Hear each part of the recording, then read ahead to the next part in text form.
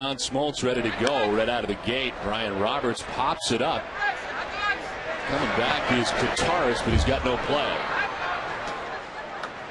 So Smoltz ready to go here today. Red Sox ready to go in the final game of this series. And John Smoltz on the hill, coming in with a 1-3 mark, 6.31 earned run average, 25 2/3. 303 opponent batting average against John Smoltz.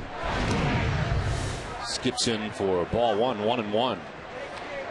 Terry Francona has counseled patience with people expecting instant results from John Smoltz, but I think now, this being his sixth start, Don, he's expecting to ratchet it up.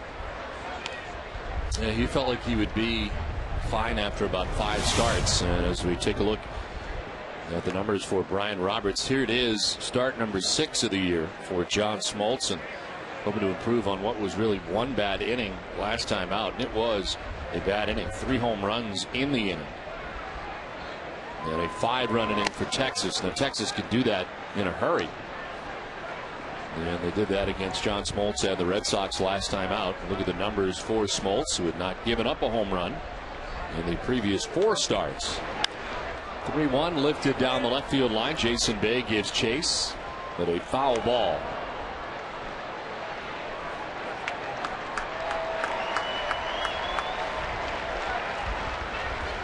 John Lester, winner last night for the Red Sox, 7 1/3. Gave up 2 runs to these Orioles. A 9 strikeout performance as part of the Red Sox win. They've taken the first 2 games of this 3-game series. Lester really buried the heart of the Orioles lineup yesterday, Don. 0 for 12 between Markakis, Jones, and Huff. I think that may have been one of the reasons Dave Tremblay has mixed up his lineup a little bit today. Huff admitting he's been lost at the plate since the break. He sits today. Markakis hitting in the 4-hole. That may be his first time all season in the 4 spot.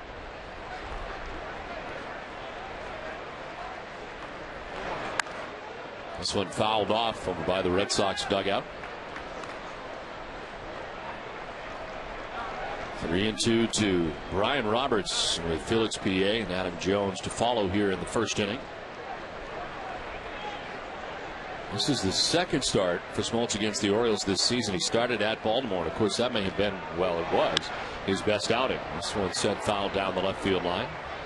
He was cruising through 4 innings in that outing against the Orioles, but then the rains came, and they came in a big way in a long rain delay. Of course, a game the Red Sox would lose, had a 10-1 lead in that game when he departed. Things were in good shape. Turned out to be the worst loss of the year for the Red Sox. Ends up walking Roberts in a very lengthy at bat. Well, Sunday's Junior Announcer Day. Here is Sarah Cramden, Miss Vermont's Outstanding Team 2009 with the Orioles lineup. Leading off for the Baltimore Orioles at second base, Mr. Brian Roberts. In left field, Mr. Felix PA. In center field, Mr. Adam Jones. In right field, Mr. Nick Markakis. The DH, Mr. Nolan Reimold. At first base, Mr. Todd Wigington. At third base, Mr. Melvin Mora. Catching, Mr. Greg Zahn. And at shortstop, Mr. Robert Andino.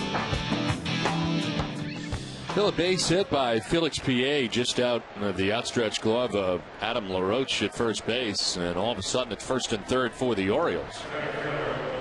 The walk and now single. They're at the corners with nobody out, and the heart of the order coming up. PA getting a rare start here, gets the fastball and yanks it into right field. You remember, PA had a big game in the comeback. He had a triple and then a big single in that game when the Orioles bounced back from the 10-1 deficit. So 1st and 3rd, nobody out, and Adam Jones the batter, center fielder for the Orioles. And 302, 14 homers and 52 runs batted in. And swing and a miss. Lengthy at bat for Brian Roberts to get this first inning started. As he ends up walking the single by PA. The Orioles trying to get off on the right foot here today after what has been a tough series for them, dropping the first 2 games of the series.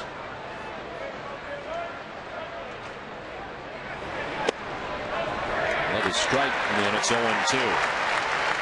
PA making only his 4th start since June 14th, Don. And Luke Scott, another guy who normally would be in the line of playing left field, sat yesterday, sat again today. Again, he's a very streaky hitter, and right now he's in a real funk. Tremblay electing to give PA the start in left field. Strike 3. Jones looks at all 3. First strikeout for John Smoltz. Needed that one down.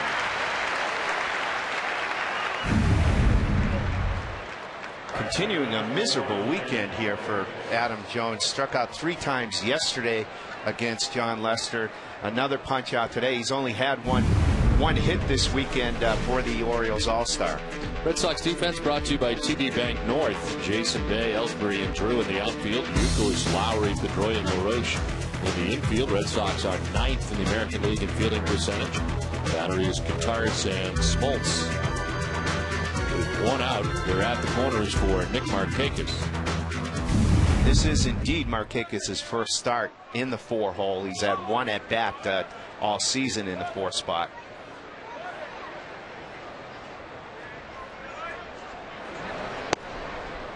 It's been amazing the run the Red Sox have had against the Orioles here at Fenway Park. Boston has now won 11 straight games against the Orioles here at Fenway, their longest win streak ever against Baltimore in Boston. And the Red Sox have lost just 6 times to the Orioles in the last 35 games here at Fenway Park. That's a string that began in September of 2005. And I think the sentiment expressed by last night's losing pitcher Jeremy Guthrie is widely shared in the Orioles clubhouse. You get to the point, you got to hate this place. You know, you don't like it. He doesn't enjoy it. And I think anybody in that Orioles uniform has got to be thinking along the same lines. Look at his numbers last night. Had a tough first inning, the 3-run home run by Ortiz, but then settled down after that. Gave up 2 more runs the rest of the way and did get into the 7th inning.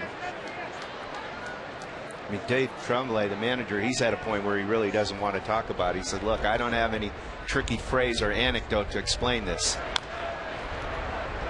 Shot foul. It's 2-2. Well, the Orioles have had a tough go of it all year. They've lost 5 games in a row coming into today's final game of this series. They're 41-55 overall, and of course that doesn't bode well in this tough American League East. They find themselves 17.5 games back of the Yankees, who are on top. They're trying to get off to a good start today.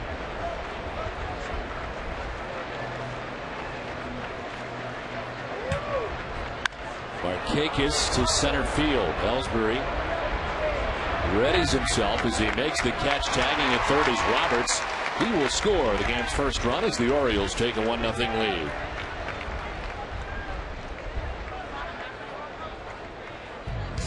Boston Red Sox baseball on NESN is brought to you by Southwest Airlines, Sullivan Tire, Olympia Sports, the official sporting goods retailer of the New England Sports Network, and by Toyota's official website for deals via Toyota.com. You know, some great shots from the great state of Vermont on this Vermont day from Fenway Park. There's 2 outs in the first inning. Felix PA at first, and a relatively close check on PA at first base. Vermont, of course, has a great baseball tradition, Don. 37 big leaguers from the state of Vermont, including a guy whose number is up on the grandstand here, Carlton Fisk, born in Bellows Falls. Bertie Tebbets, another Vermonter. And a number of guys, including one guy here today in a Red Sox uniform, had played minor league baseball in Vermont. That would be Jason Bay, played for the Vermont Lake Monsters.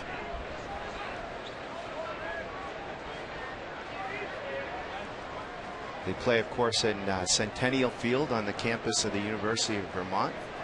Stadium over 100 years old.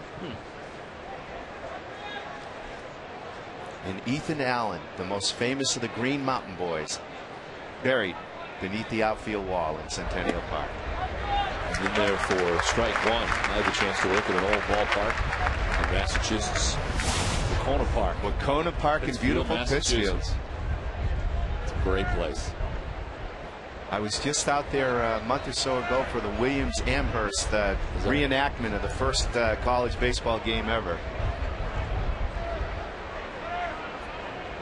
Runner goes and then stops. Throw to first. He's going to be safe. Just got back. Wow. PA almost in no man's land there. He started, then changed his mind. Kataris threw behind him. He's able to just get back. Yeah, he was definitely in no man's land, and Kataris started walking off the field thinking that he did have him. Slips his hand just before the tag is applied.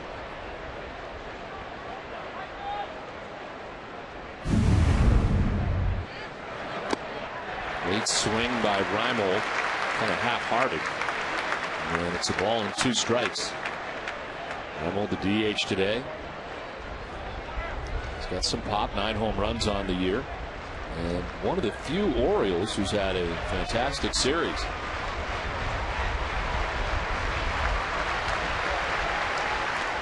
Again, part of that kid's outfield that the Orioles are so excited about, having the 3 guys 25 and under, Markakis, Jones, and Reinhold. And we see, and we've talked about it all weekend, Don, we see the building blocks starting to fall into place for the Orioles, but a ways to go.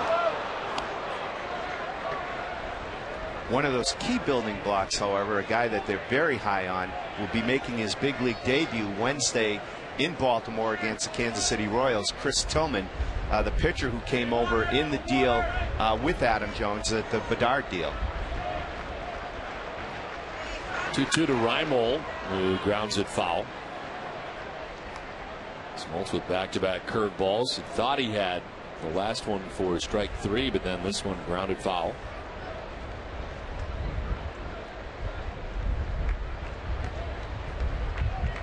Two outs. PA at first base, held on by LaRoche.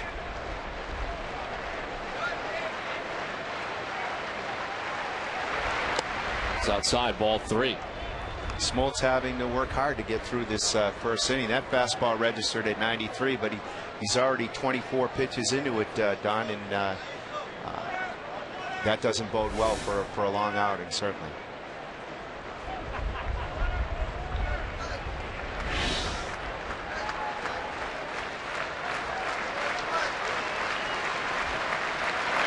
Reimold strikes out. The 25th pitch is good for strike 3. The Orioles have a 1-0 lead.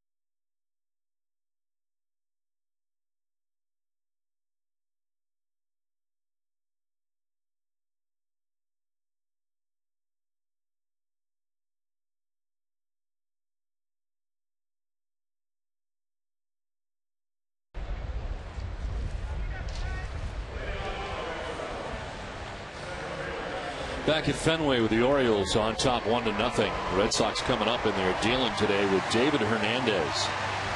The starter for the Orioles is 2-2 in 7 games, 3.55 ERA, 21 strikeouts in 38 innings.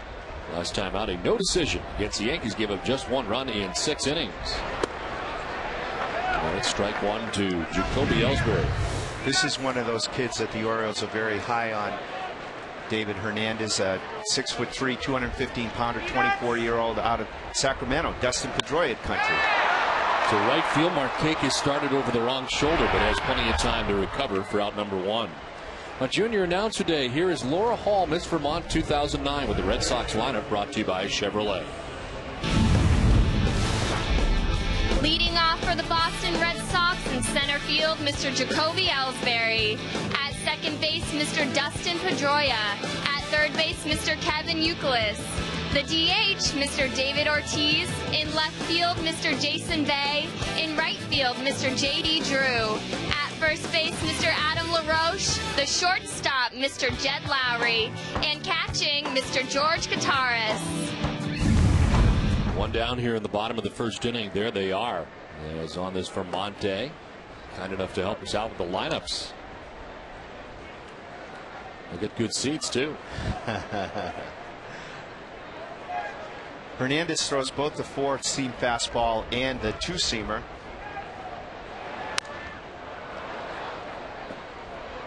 He's got some deception, Don, because if you notice, he starts from behind his head, which gives the batter a second or so before they can pick up the pitch. He's got a nice curveball, also throws a slider. Changeup still needs some work. Led the Eastern League in strikeouts. His last start in the minor leagues before his call-up, 14 punch-outs, including the first 7 guys in the game. I think that might have been enough of an inducement for Andy McPhail to say, this kid is ready. This year pitching at Double-A for Bowie, the time of the call-up. Fly ball to shallow center. Out go Andino and Roberts. In comes Jones. And Jones makes the catch, 2 down. Here are the Orioles defensively. Felix B.A. in left, Adam Jones in center, Nick Markakis in right. Melvin Mora at third base, Robert Andino at short, Brian Roberts at second, Ty Wigginson at first, and Greg Zahn does the catching for David Hernandez. They're 8th in fielding percentage in the American League. Well, day baseball on this Vermont day from Fenway Park. 2 down in the bottom of the first inning. Kevin Youkilis the batter.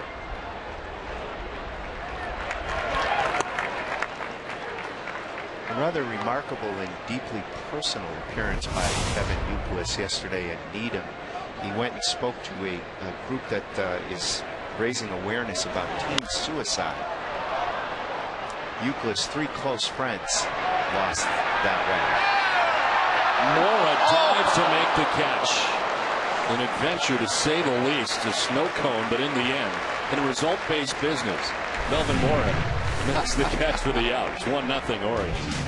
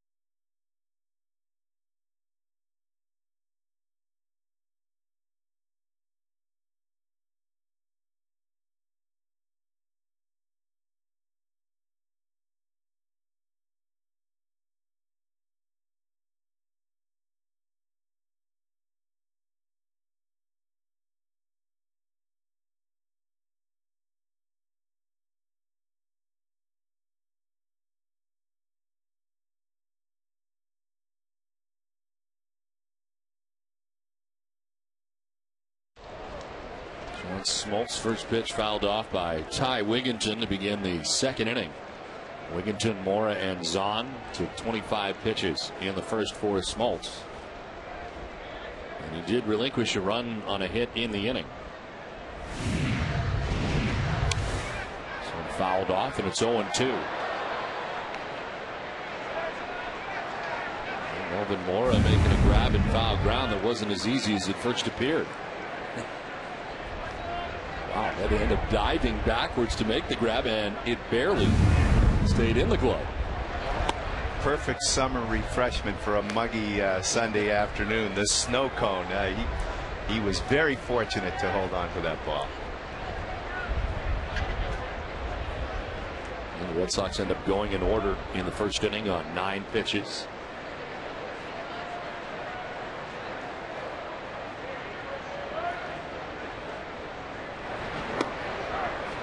On the outside corner for strike 3. Not buying it is Ty Wigginton. Takes with him the third K for Smoltz. Smoltz just working the out. The Amica pitch zone may have quarreled with that call as well. A bit outside. If Smoltz is going to get that call all day, things should go well. As Joe West, the home plate umpire and crew chief. One out for Melvin Mora. Mora 263 with 3 homers and 27 runs batted in. He's been with these Orioles now for such a long time. He has seen guys come and go, and he has kind of been the guy that's been there throughout all of this tough run for the Orioles. The expectation too is that this probably is his last year with the club. I believe they hold an option on him for next season, but I would be surprised to see them exercise it. He's been with Baltimore since 2000 when he came from the Mets. Driven to left, and it'll get up off the wall. The ricochet to Ellsbury. Mora trying for 2. It's going to be close, and Mora is safe at second base. So a 1-out double for Melvin Mora.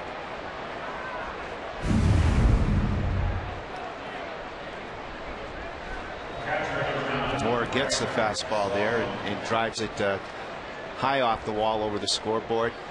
Accurate throw by Ellsbury, but you know that most teams are going to try and take the extra base.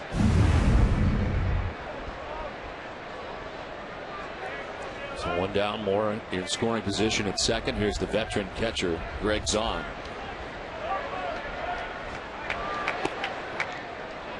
The key matchup is brought to you by Acura. And for Zahn against Smoltz, 1 for 8, 5 strikeouts against Smoltz, but it is Zahn in there for the day game after the night game. Zahn, who started his career with the Orioles, has certainly been well traveled. You know, with us being 5 days away from the trading deadline, the implications for this start go beyond just John Smoltz. I mean, he has to show, if he pitches well, the Red Sox might be more inclined to give up a big chip like Clay Buchholz in a major deal. If he struggles, then I think that raises questions about how well you compete the last 2 months of the season. Theo Epstein's got some hard decisions to make. You know the Red Sox value their kids, and you know that teams are asking and going beyond just the Buchholzes, the Bodens, the Bards. You know, we've got the Red Sox have some young kids in this organization too. Casey Kelly, for example. You know his name is coming up. Out to right center field, J.D. Drew moves over and makes the running catch, tagging at second. And taking third base is Mora. There's now 2 down in the inning. But Mora's 90 feet away. Today's game is brought to you by Comcast Town. Don't forget to stop by Comcast Town on Yawkey Way during your next trip to Fenway Park. So 2 down, Melvin Mora at third base. And Robert Andino the batter.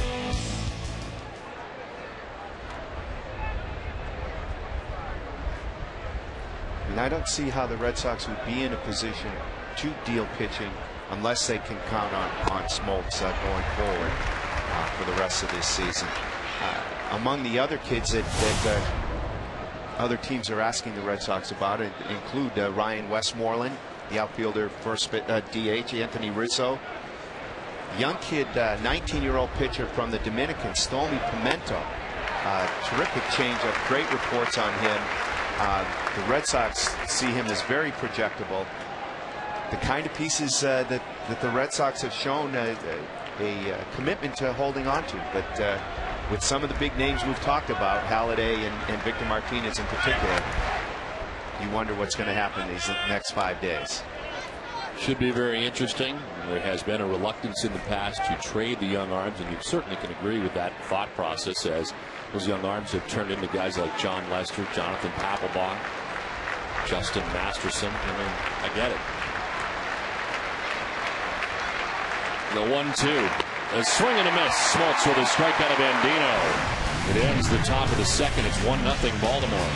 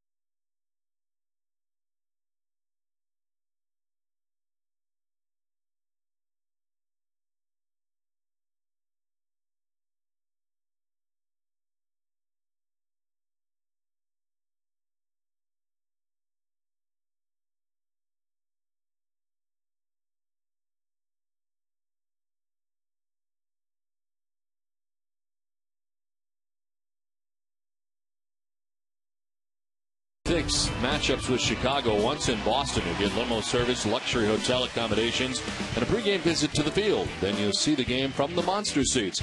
A limited number of spots remain now, so act right away. RedSox.com/monster trip.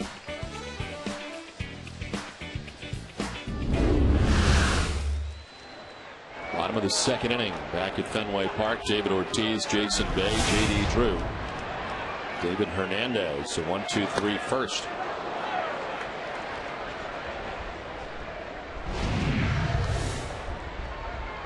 Some significant news out of Seattle that could have trade deadline implications. The Mariners are evidently placing Bedard on the disabled list with shoulder inflammation.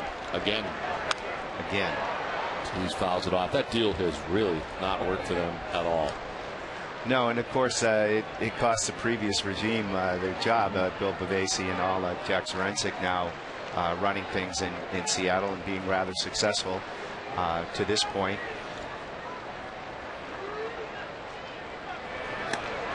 I was going to say, it seems like Jack Zurensik and the Mariners now are headed in the right direction. It appears so. I mean, they clearly coming off the kind of disastrous year they had last year. You know, Zurensik, one of his better moves really was picking up Russell Branyan, who pretty much was on the scrap heap, and he's been a very productive player for them. How about David Ardsma, who has been pretty big for them too? Again, another one. Franklin Gutierrez coming in that 12-player deal, 3-team deal in which the Mariners sent J.J. Putz to the Mets. Ortiz fouls it off, still 2-2.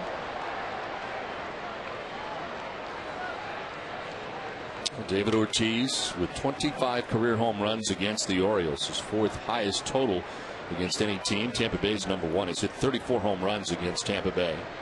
Toronto 32, New York 27, but now 25 against the Orioles. And of course a 3-run shot here last night against the O's. Pops this up Foul grounds on very late to react. Down from third comes Mora, and it's Mora who makes the catch for the first out of the second. Let's check in with Heidi Watney.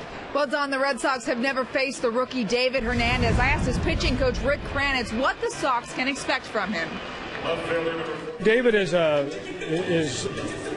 got a very good fastball, and then a lot of guys, they see him throw and they don't realize how good it is, and it's almost like an invisible fastball. The hitter thinks he's got it, and all of a sudden it's by him. It's a real late fastball.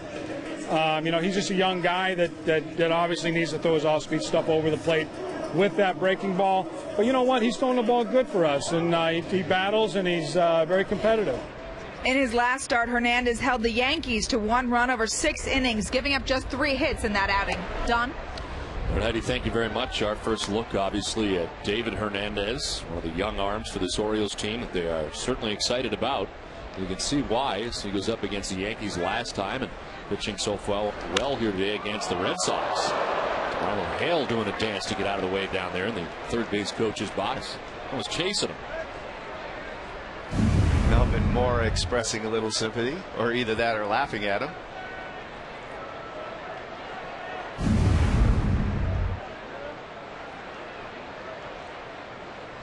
It's amazing. That's about the only time we mentioned Marlo Hale's name, and that tells you that he is a very good third base coach. It's funny, Don. I had the exact same thought. DeMarlo does such a good job. And third base coaching here has always been a flashpoint of controversy. Wave him in Wendell and send him in Kim. Dale Swaim had an interesting time here in Boston. Dale Swaim, Renee Latchman, if you want to go back, one of Mike Barnacle's great lines was saying if Renee Latchman had been an air traffic controller in Logan, the Boston Harbor would have been littered with fuselage. But you don't hear those kind of comments about DeMarlo Hale. There's a Wendell Kim who is a guy who did a lot of magic off the field, and guys would say he made base runners disappear on the field. DeMarlo, of course, interviewed for the Red Sox managing job that ultimately went to Terry Francona. As did Joe Madden. I forgot about that. I mean, you think about the names that they had in here that Terry Francona beat out. I remember talking to Madden after his interview. They actually interviewed him down in the GM meetings in Arizona, and they were very impressed by Joe. But I think they didn't think that was a place for this Boston wasn't a place for a rookie manager to make his debut. 1-2-3 second, and 1-0 Orioles lead.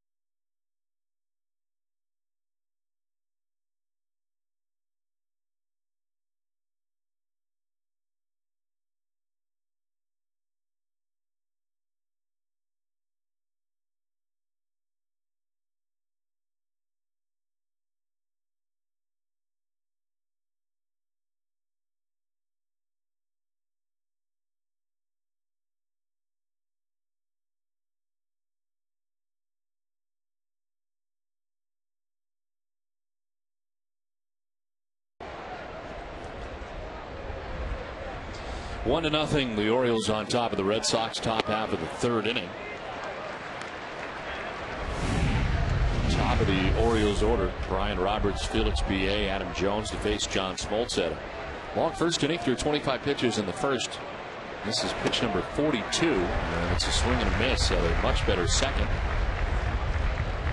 Former Orioles general manager Jim Beattie had an interview this morning on a Maine radio station in which he mentioned a trade that he had in place with the Orioles that would have impacted the future of both of these franchises. Said he had a deal in place to get Mike Lowell and A.J. Burnett from the Marlins, but owner Peter Angelo shot down the deal in 2005. Lined into right field. A base hit for Roberts, and the Orioles, for the second time in 3 innings, have a lead runner on.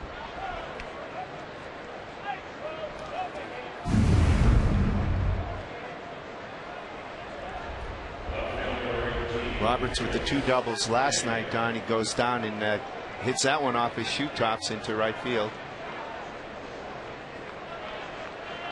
Roberts led off the first with a walk, scored the game's first run. He's now at first base to lead off the third with his single. And Felix P.A. coming up. It's a situation where you think Tremblay may set some people in motion, given the Red Sox inability to throw out base runners stealing.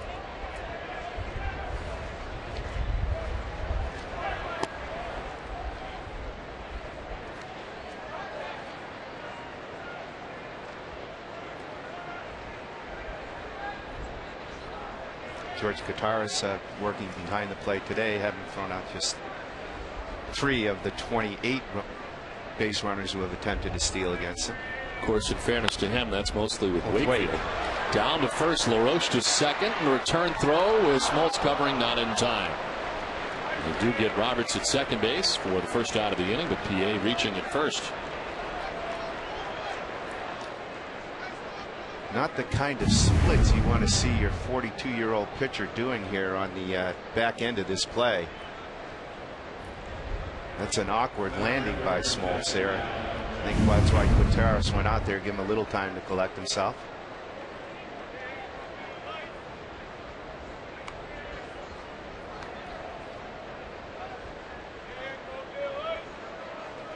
The Red Sox hoping that coming home would turn things around after a tough stretch on the road in Toronto and Texas, and it has done just that.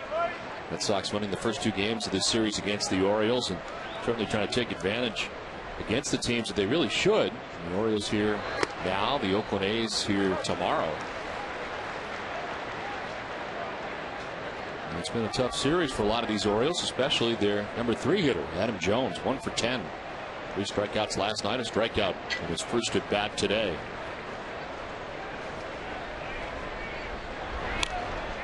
It's 0-2 to Jones. 3-pitch punch out in the first inning, and he's put himself in the 0-2 hole again here. That 6.11 ERA next to Smoltz's name on the scoreboard just doesn't compute, Don. Not for a guy with his bona fides. It's outside 1-2. The only victory for Smoltz so far came against Kansas City.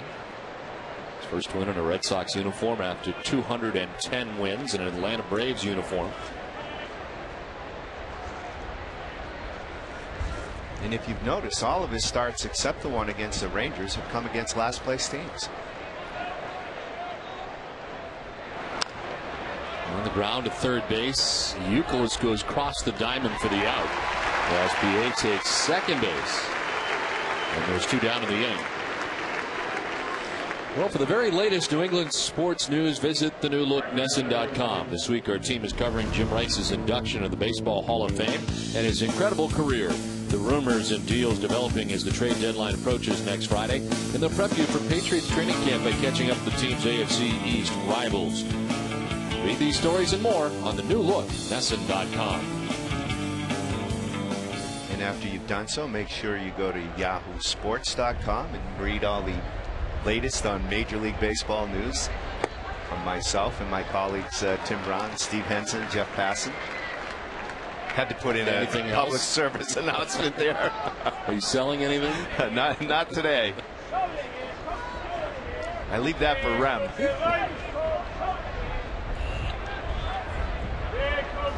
So 2 down, PA at second. And the pitch inside, Nick Markakis flied out to center field. 64th RBI of the year for the Orioles right fielder. So you're not traveling that much anymore, at least not as much as you once did. Not as much as when I was covering the club on a daily basis now. More parachuting into places for a couple of days and then coming home. So that's kind of a more civilized existence. Although as we head into the stretch drive and then the postseason, it'll be business as usual. I know we had tried to get you on a couple times during spring training, but never count on you being there. You were moving around so much. Yeah, and of course the big story in spring training was I was on Alex Rodriguez watch for much of it. To right center field for Markakis. This is trouble as it gets down to the track on the wall. Felix BA from second base. The Orioles on top 2-0 as Markakis with a 2-out RBI has driven in both Orioles runs. You're not going to get away with leaving a fastball upstairs to Markakis there, and he makes the most of it, driving the ball on a couple of hops to the bullpen wall. RBI double. So 2 down, Markakis at second base. Nolan Reimold, who was struck out in the first, is 0 for 1. To left center field this time, and this is to the track and the wall. From second base comes Markakis. The second goes Reimold, an RBI double, and again with 2 outs, the Orioles able to score again. It's 3-0. Reimold has been wearing out Red Sox pitching this weekend, Don, and gets a breaking ball and yanks it into the gap in left center. John Farrell to the hill to talk to John Smoltz. He's had trouble with 2 outs. The opponent hitting at .333 against John Smoltz with 2 outs. And here the Orioles connecting for back-to-back doubles with 2 outs. Have scored 2 runs. I mean, we talked in the open about the fact that Smoltz has had 1 bad inning in 3 of his starts. I guess we're giving up 13 of the 18 runs he's allowed. He wants to put a stop to this one before it snowballs into another one of those. Gave up a run in the first and 2 here so far in the third. Ty Wigginton the batter. Wigginton struck out looking. As a swing and a miss for strike 1.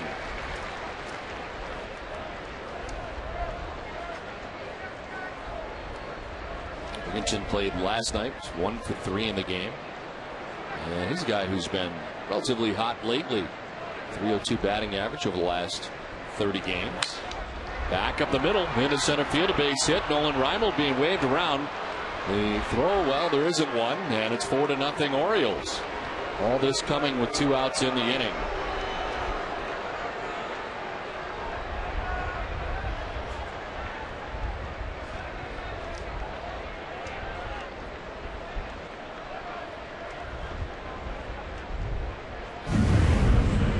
Smoltz not locating his fastball where he wants to. Don leaves this one up again right over the plate. Wigginton driving it straight back up the middle, and we've got one of those big innings in progress. 3 runs in the inning, a 4-0 Orioles lead. Melvin Mora takes ball 1. Mora with a double his last time up.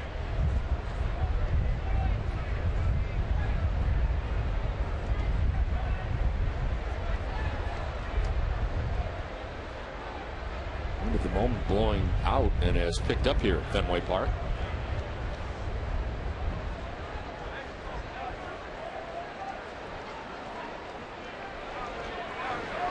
It's outside of the backhand goes Kataris. And it's 2-0. Missed badly with the slider there.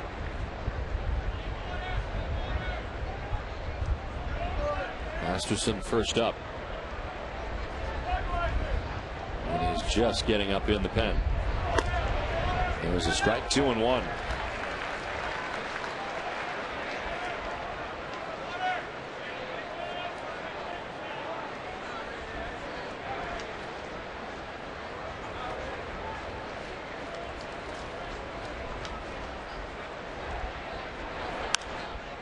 There's a pop-up right side of the infield.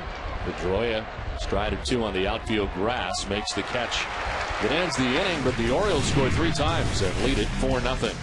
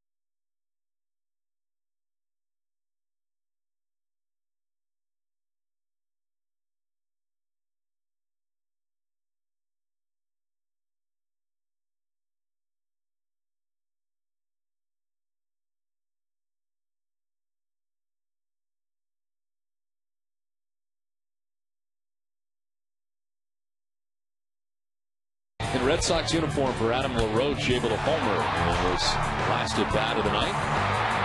And get his Red Sox career off to a good start. AT&T, the nation's fastest 3G network. AT&T, your world delivered. And congratulations to Jim Rice. The Hall of Fame induction ceremony going on today.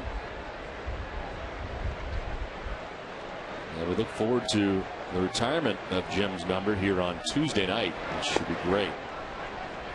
The return to Fenway for Jim Rice.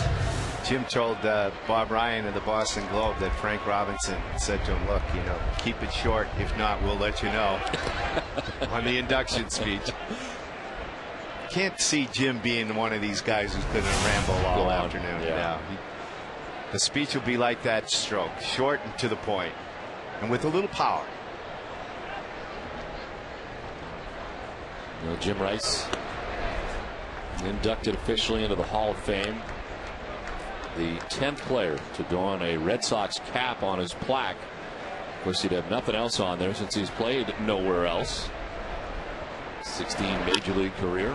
This one is into left center, and it's PA makes the catch for the first out.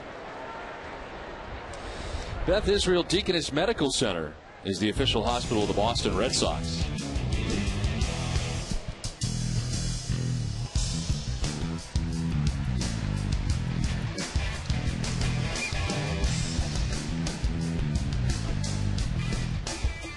We've seen the Red Sox have trouble with teams, with pitchers that they're seeing for the first time, and so far against Hernandez, 7 up, 7 down. That's ball 1 outside. Jed Lowry at shortstop. He bats 8th. Red Sox order. 3 for 31. As he pops it up foul off third, backing out of play. It appears this platoon situation continues here for a while between Jed Lowry and Nick Green. And ease Lowry back in, and seems to be working at the moment. Yeah, and Lowry has to make sure that he doesn't put extra pressure on himself in these circumstances. You know, he wants to come out and reclaim the job. Particularly where the Red Sox showing the faith in him by dumping Julio Lugo. You know, you're not going to get 5 hits in your first games back. You know, get your stroke, get your feet on the ground, and start playing the way you know you can. It's a fly ball to left center. Felix PA has handled the first 2 outs of this 3rd inning. 2 down. But in the meantime, as he struggles, the rumors continue to swirl around people like Orlando Cabrera, who's been here once before. Jack Wilson of the Pirates has been another name. I mean, you know those guys are in play in case the Red Sox decided they needed some middle infield help. Do you think they're actively looking for a shortstop? Is that? I think they explore any and all options. I don't think it's. I think earlier in the year, the Jack Wilson talks had gotten fairly substantive. At this point, I think they're keeping their options open, and the next few games may steer them in one direction or another. You hear Cabrera now more with the Minnesota Twins, who need some middle infield help. I'm trying to think who their shortstop is. Nick Punto. Has he been doing the job there for the most part? It's Punto. 2-1 to Gutaris.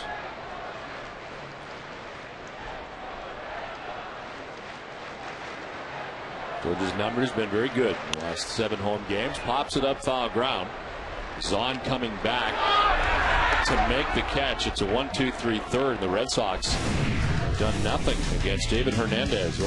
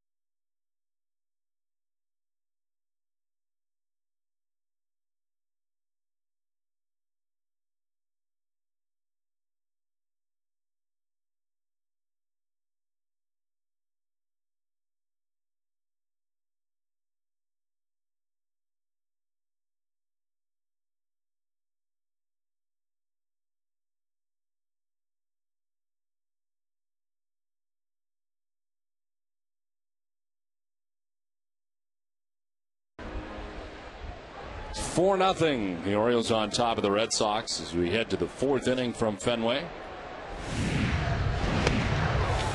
Greg Zahn, the number 8 batter. Robert Andino, 9, and then Brian Roberts.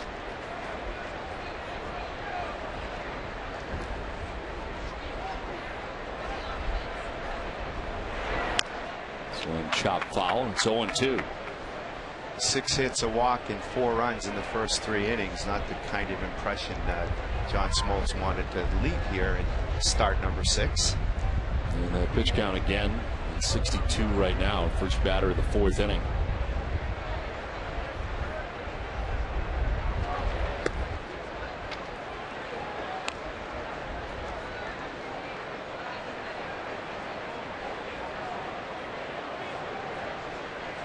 He's having trouble establishing the slider in the zone.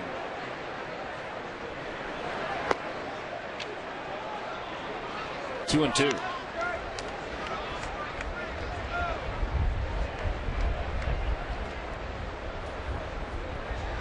They gave up a run in the first, 3 in the 3rd.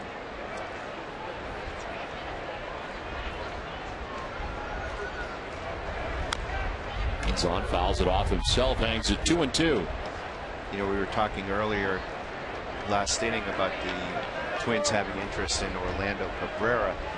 Brendan Harris had been playing short a lot for the Twins because of injury issues for Punto. Punto's been back there playing every day since the break. But I wouldn't be surprised if the Twins tried to make an upgrade there. Punto hitting only .202. Line caught at first by LaRoche to the backhand to make the grab for the first out of this fourth inning.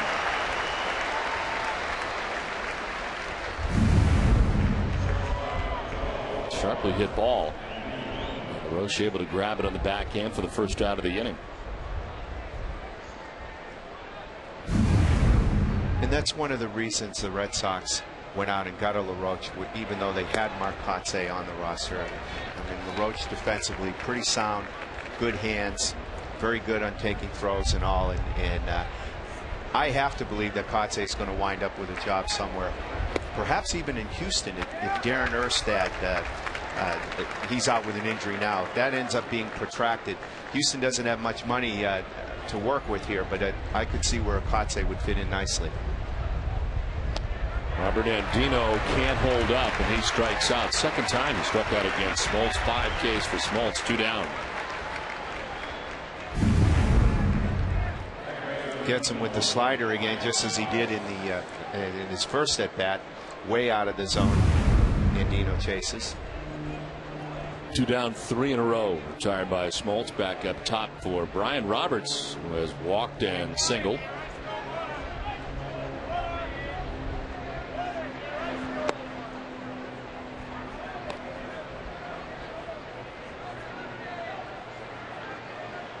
The Orioles made a big commitment to Roberts in the offseason, giving him the contract extension and saying, you know, we want you very much to be a part of our future.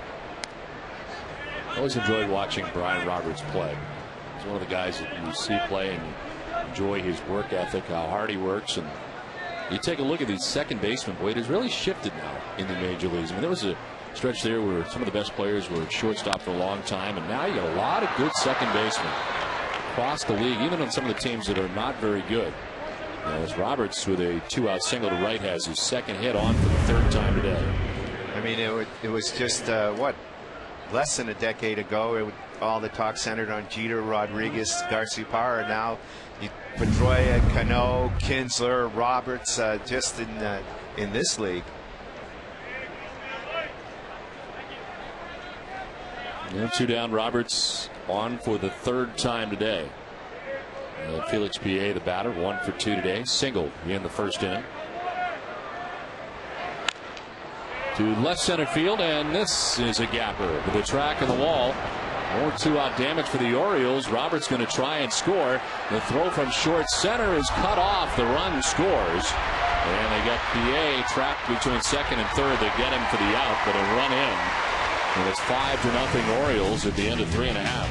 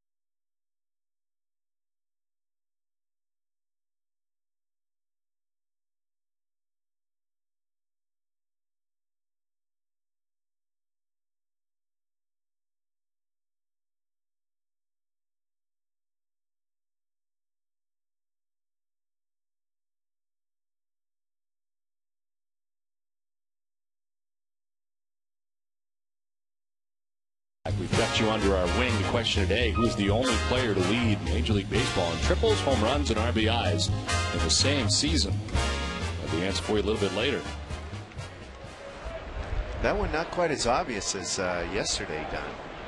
You got it? No, I don't. Except for the timing of it. I think timing. Right. Timing is everything. 1-0 is in there for a strike, and it's 1-1 to Jacoby Ellsbury. Perfect through 3 is David Hernandez today. See what adjustments the Red Sox make second time through. Ellsbury flied out to right field, his only at bat today against Hernandez. Kranitz so far throwing strikes with both the slider and curveball. We heard Rick Kranitz say before the game that he's got the fastball command, and when his curveball is on, he can be very difficult, and so far that has been the case. You know, I mentioned earlier that with Smoltz struggling, that may make the Red Sox more reluctant to part with the Buckholz. There is the flip side of it too, Don. The flip side of it being that if they can't trust Smoltz going forward in the next couple of months, does that increase their pressure, increase the pressure on them to make a move for another pitcher? Say if it's not Halladay, perhaps Cliff Lee, and if you could still preserve Buckholz on your roster while doing so. We've heard a lot about Cliff Lee, you hear a lot about Roy Halladay. Is there anybody else that's kind of been left off that front line list that teams would be interested in? Well, I mean, Jake Peavy before he got hurt, of course. This is up the middle, off the bag at second and into center. Ellsbury's thinking about second, but throws on the brakes. There's the first hit of the day for the Red Sox. A leadoff single for Jacoby Ellsbury.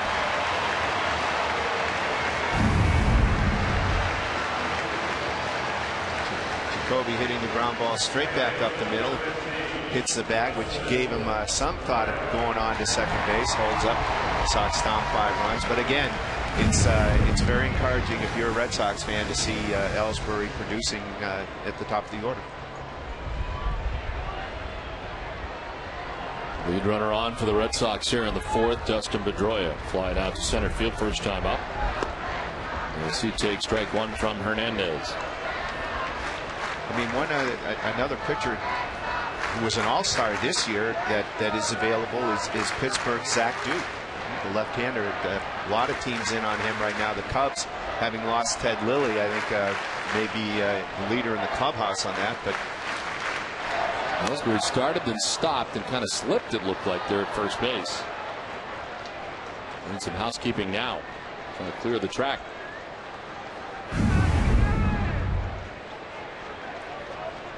Stumble there out of the gate. Definitely looked like he was going to go for it, even down 5 runs.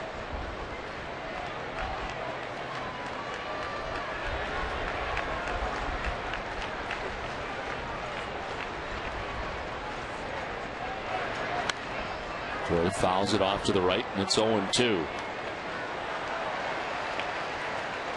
Now, 2 Red Sox players are hitting over 400 against the Orioles this season.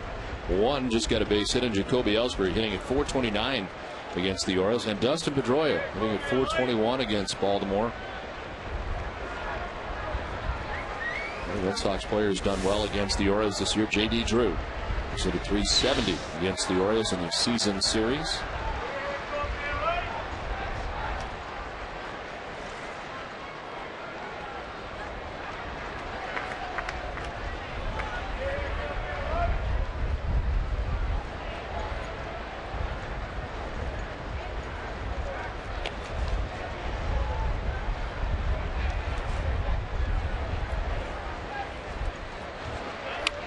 To left, Felix PA makes the catch for the out. 1 down. Ellsbury back to the bag at first. Time for a game break, and Tom Caron, TC.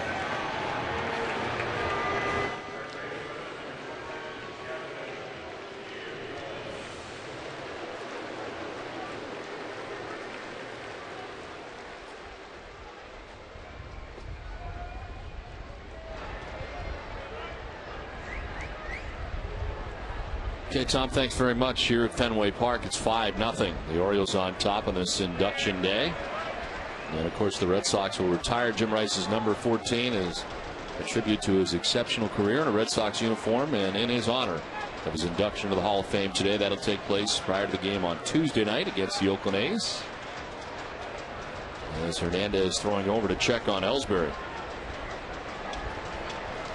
Don Zimmer and Johnny Pesky, of course, two guys who probably hit an awful lot of balls to Jim Rice out in left field. Zimmer, of course, managed him. Pesky, a coach. Cecil Cooper, a teammate, now managing the Astros.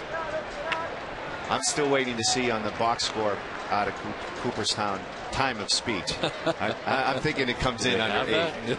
I didn't know they had a Cooperstown box score. One day I also want to know how long Ricky spoke. And I want to hear Ricky. There goes Ellsbury. Pitches a strike. This one is not going to be in time. Ellsbury steals second base.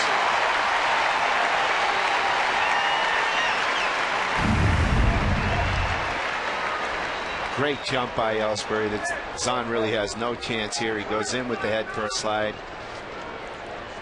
He's starting to close in on Tommy Harper's club record. His 44th stolen base of the season. That leaves him just shy, 11 shy of Harper's record. There's ball one. Kicks off as Zahn. No advance for Ellsbury. I have numbers for you.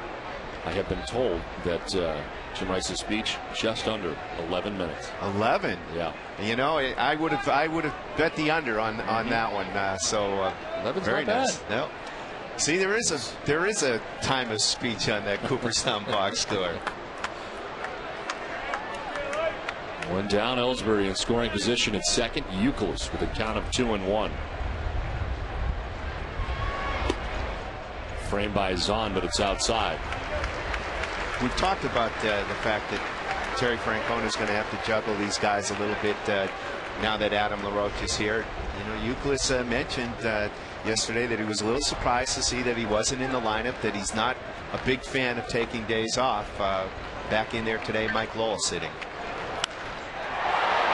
High fly ball to center. Adam Jones. The base of the track to make the catch as Ellsbury tags and takes third with now 2 down. It's time to get the answer to our Aflac trivia question. Aflac, we've got you under our wing. Question today was, who's the only player to lead the majors in triples, home runs, and RBIs in the same season? As I said, it was timely. It's Jim Rice. Did it in 1978. Rice was named the AL MVP in '78. Set a team record with 406 total bases, which remains the most in a single season since Joe DiMaggio, 1937. Rice hit 20 or more home runs in 11 seasons. You know, it's funny, Don. I'm thinking Orioles. The Orioles are in town. It's got to be an Oriole. Ortiz to center. It'll stay in the yard for Adam Jones. Ends the inning. Red Sox leave Ellsbury at third. We played 4 from the Fens. It's 5-0 Orioles.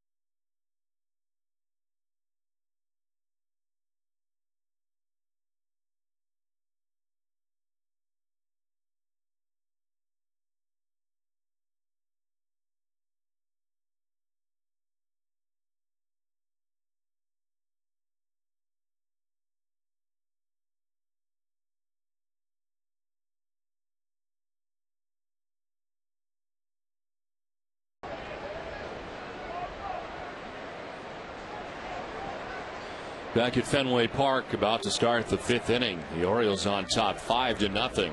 Adam Jones, Nick Markakis, and Nolan Reimold. There's John Smoltz with pitch number 74 of the day. This is for ball 1. Jones has struck out and grounded out.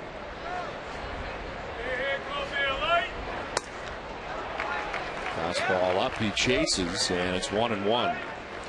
I'm sure a lot of our viewers are saying this guy covered the Red Sox for the Boston Globe for years and didn't remember that Jim Rice led the league in triples and home runs. I was thinking it, but I didn't want to say it. Lowry on the backhand with a throw that's in time. Nice play to get Jones for the first out here of the 5th.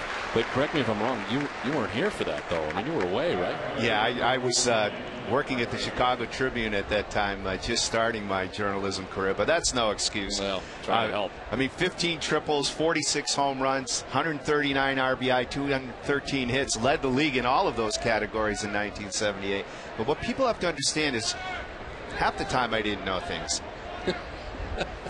And when I didn't, I could rely on the crack Red Sox PR department, and if they didn't have it, I had, some great people in the Boston Globe sports department, Champ Hoban, Beansy McBride, John Carney, who would have this kind of information right at their fingertips. Well, at least you admit it. I mean, you're not lying about this. No, you're upfront about it. You don't always have the answer. No, and that's why, I mean, it's interesting. A lot of people do think, even with you, Don, they think you have all this stuff up in your head. They don't realize we got media guides, we got press notes every day, and that ball is hit well. Markakis to right, Drew back at the wall, and that's out of here. Into the bullpen for Nick Markakis. He's had quite a day. That's the 3rd run he's driven in. As it is home run number 12 for Markakis, and the Orioles are on top now 6-0.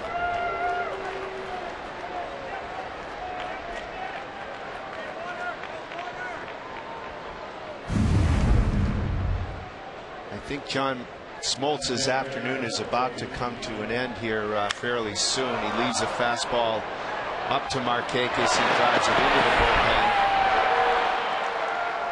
For his first start as a cleanup hitter, Markakis is doing some damage. So 1 out, and the base is empty. Nolan Reimold with a double, driving a run in the 3rd. With swing and a miss, down 0-2.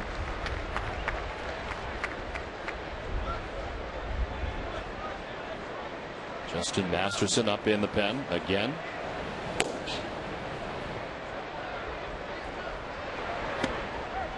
Reimold strikes out. 6th strikeout for Smoltz, 2 down in the inning. I mean, these have not been cheap runs that the Orioles have gotten against Smoltz. They've 5 extra base hits already. Hits Reimold on the slider, a generous call there by Joe West, according to our Amica pitch zone. Ty Wigginton, first pitch swinging, pops it up. It is Pedroia, a few strides on the outfield grass for the final out of the inning. Home run for Markakis, and now a 6-0 Orioles lead.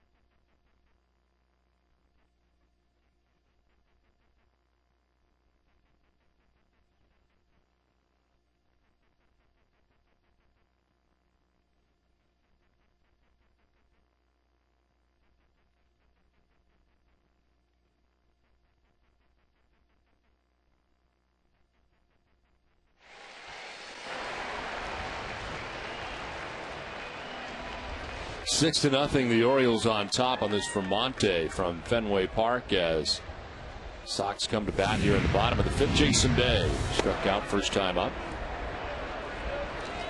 Only strikeout for David Hernandez. Not had a big strikeout total, but he's been very good, giving up just one hit. Leadoff single last inning to Jacoby Ellsbury. Now one hopper to short, and Dino throws out Bay for the first out of the inning.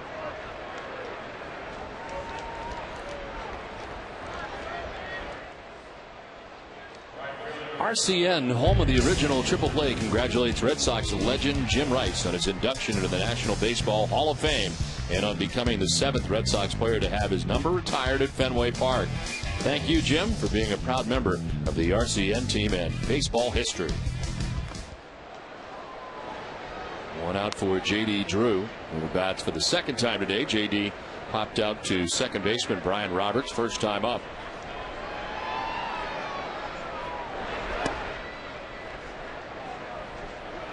David Hernandez hasn't walked a hitter, of course, so far, and has done a pretty good job of getting ahead of hitters. Has a reputation of being a strikeout pitcher, led the Eastern League in strikeouts last year for Bowie, and as we mentioned, struck out 14 just before his big league debut, which came May 28th versus the Tigers. One of 15 players already that have debuted this year for the Orioles. That's a pretty startling number, yes, right? It is. We're not at the not even to the end of July.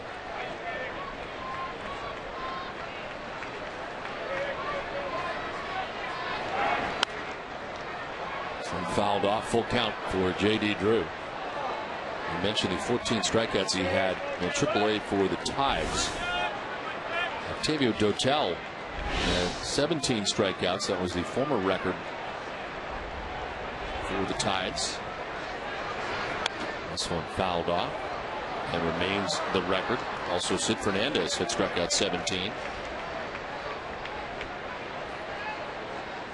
Octavio Dotel just not throwing the way he has recently, or in the recent past for the White Sox. One of the reasons they're in the market for some bullpen help. This one gets under the glove of Ty Wigginton at first base and into right. Drew aboard with one out.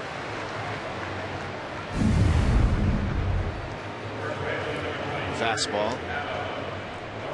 Drew drives it by. Wigginton. Only the Red Sox second hit of the afternoon, both singles. So one out base runner for Adam LaRoche in his first at bat today. Flied out to left field. Today in this, you kind of saw it coming as we talked about it last night as far as the shuffle goes. You get Youkilis at third, LaRoche at first, and an off day for Mike Lowell. Lowell playing the first 2 games of the series off today. Been a good day for him to take off day game after a night game. Has been swinging the bat well.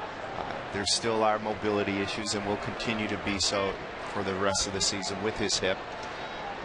We also had questions about when George Kataris was going to play because you got Tim Wakefield on the DL, so you're not guaranteed that every 5th day start. So Terry Francona talked about that today. Of course, Kataris catching with John Smoltz and will likely catch again on Wednesday. Terry thought, not penciled in, but at the moment that's what he's thinking.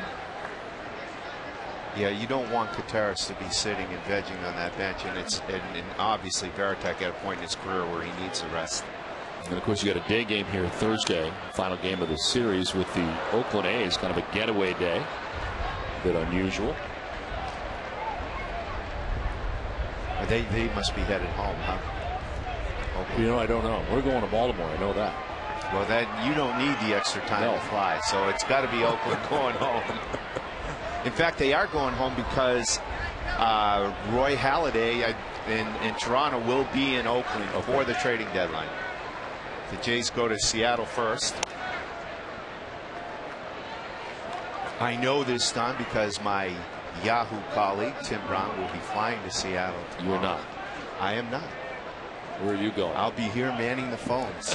Doing nothing.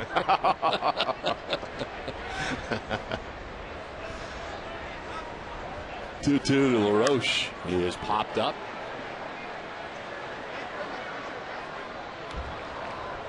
All and out of play. 2-2. Don, reaching out of the booth for a foul ball that far out of range. I think that's called false hustle, isn't it? I hope that it would carry.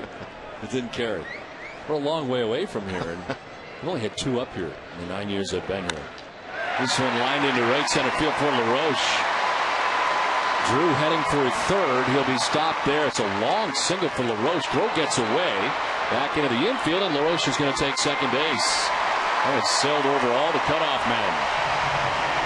So instead of first and third, 1 out, it's second and third with 1 out.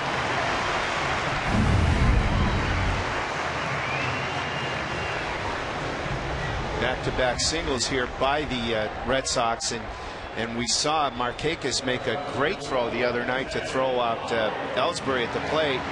Here, you know, that great arm works against him a little bit, overthrows everyone, ball ends up in no man's land.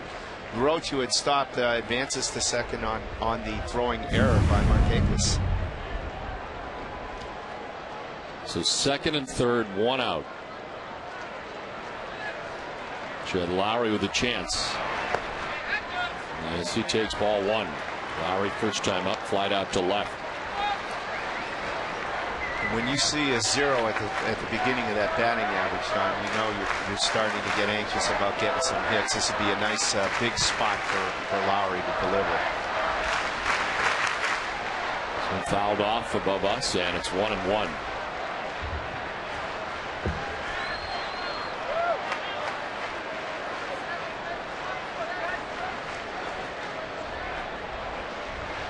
Drew at third, LaRoche at second. 1 out. Pitch number 70 of the day for David Hernandez.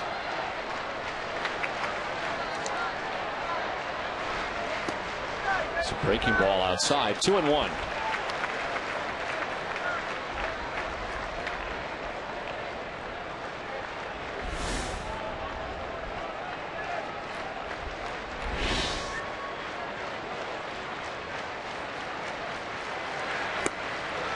Three and 1 now to Lowry.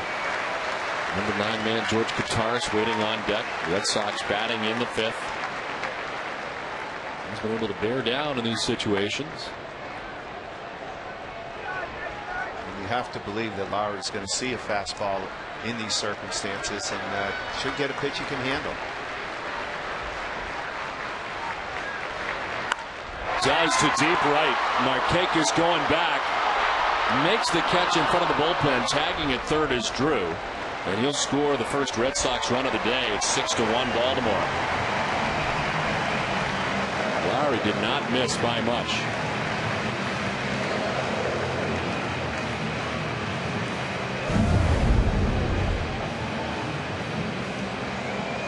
Belt-high fastball. Lowry's right on it. Very productive at bat. He thinks it has a chance to go. Markakis gathers it at the track. Getting congratulations in the dugout. Good AB for Lowry. 2 down, LaRoche at second base. And George Kotaris, the batter, he's fouled out to the catcher, Greg Zahn.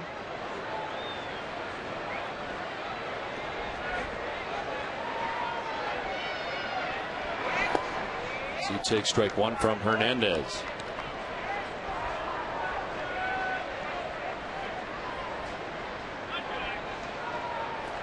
Appears that Smoltz this afternoon is done. Justin Masterson throwing in the pen. This one kicks off Zahn. Not trying it is LaRoche. That may be presumptuous on my part, but given the score, I wouldn't be surprised. I wouldn't be surprised to see Francona make the change. And the fact that Masterson is warming here. 83 pitches for Smoltz through 5, but more than that, ineffective, giving up 6 runs.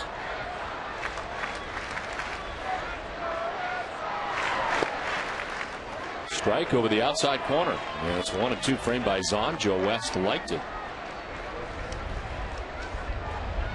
Smoltz finishing 6 innings in just 1 of his starts for the Red Sox in his first 6 starts, and that's the question raised when you have a guy of his age, and we saw it with Schill after he'd had arm problems. Kotaris strikes out. Red Sox get their first run of the day. It's 6-1 Baltimore at the end of 5.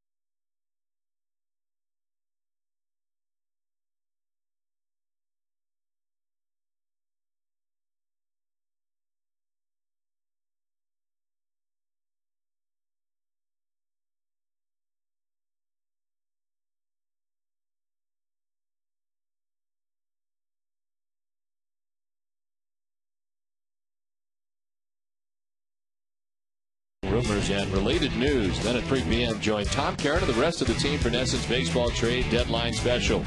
They'll uncover the latest rumors and keep you up to date on the complete trade picture as it develops. That's Friday all day on NESN.com and live at 3 here on NESN. Well, that is the day for John Smoltz after 5 innings. He gives up 9 hits, 6 runs, walked a batter, struck out 6 through 83 pitches. And another tough outing here today for John Smoltz, who departs on the hook. This call to the bullpen is brought to you by your New England Ford dealers. And Justin Masterson would warmed up on 2 different occasions, and then in between innings, ready to go here for his 30th appearance of the year. 3-3 his record, 4.76 ERA. And the opponent hitting at .281 against Masterson.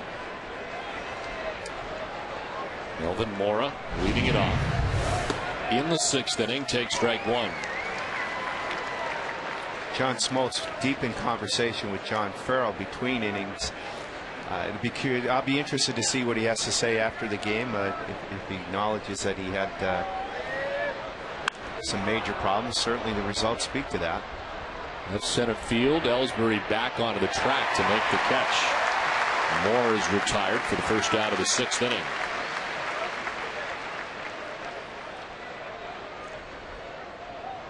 Smoltz, a very confident pitcher, and obviously has Hall of Fame credentials, but I suspect that a bit of doubt might even be creeping into his mind at this stage. No doubt in Rob Schneider's mind. He's here for this at least the 2nd time this year. He's been in the house quite a bit here at Fenway Park this year. Actor, comedian. 1 out. Greg Zahn takes ball 1. I still haven't figured out yesterday's Happy Gilmore reference by Tito when talking about the rotation. I meant to ask him today. I didn't get around to it.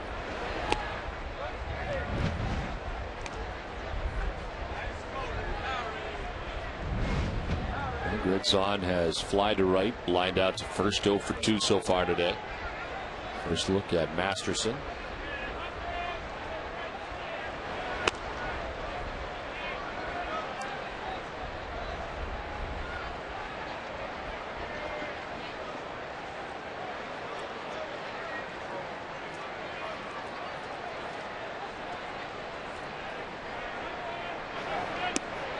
This is ball 4, 4-pitch walk for Greg Zahn.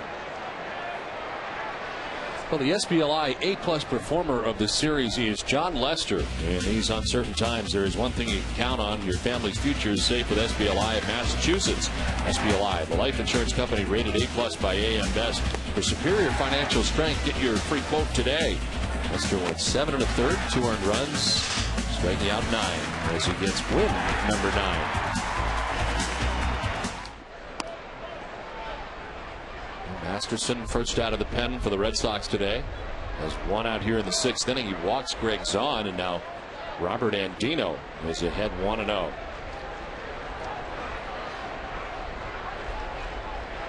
First time we've seen Masterson in the homestand. He last pitched in Texas as part of the last road trip for the Red Sox. It's been 5 days for Masterson. 1 inning, giving up a hit, struck out 2.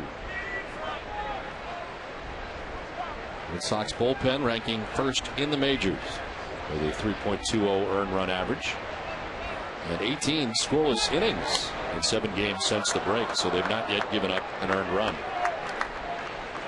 And that's after a bit of a hiccup right before the break.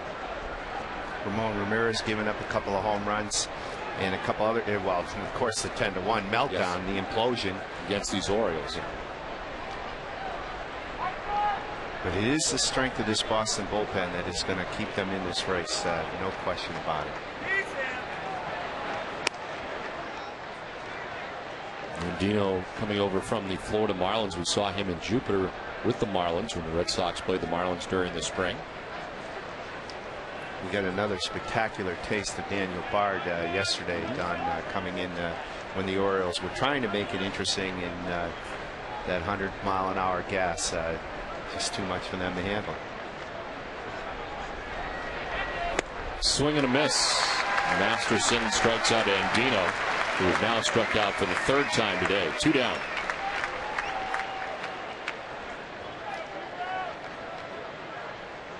Beth Israel Deaconess Medical Center, the official hospital of the Boston Red Sox, asks, what does healthy mean to you? Is it getting your annual checkup? Cheering on your favorite team? Healthy is blank.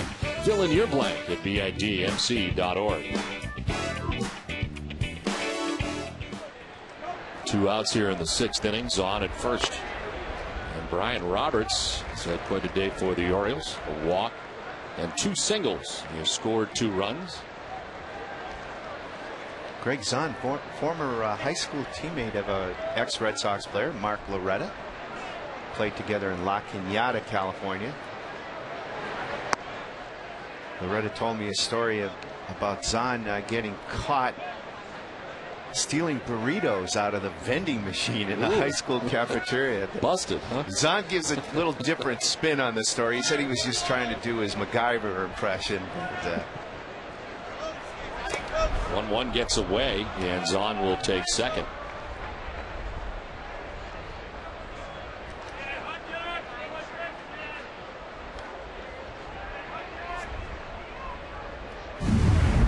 Charge a wild pitch to Masterson. Actually kicked off Joe West, too, on the way by. Did you notice Country Joe didn't even flinch? He's tough. Maybe he's wearing cowboy boots out there. It's outside for ball 2. Masterson, having thrown 15 pitches, only 7 for strikes so far. The 4-pitch walk is on.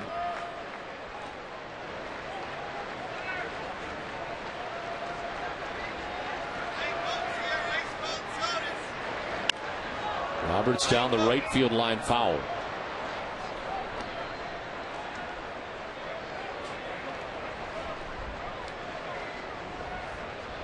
The Orioles, as a team, tied for 3rd in the American League in batting average at .268. And a team pretty good with runners in scoring position. They are 2nd in the American League. .294 their batting average. He's got Zahn at 2nd and 2 down. And this time Roberts strikes out. He leaves on at 2nd, 5.5 done. It's 6-1 Orioles.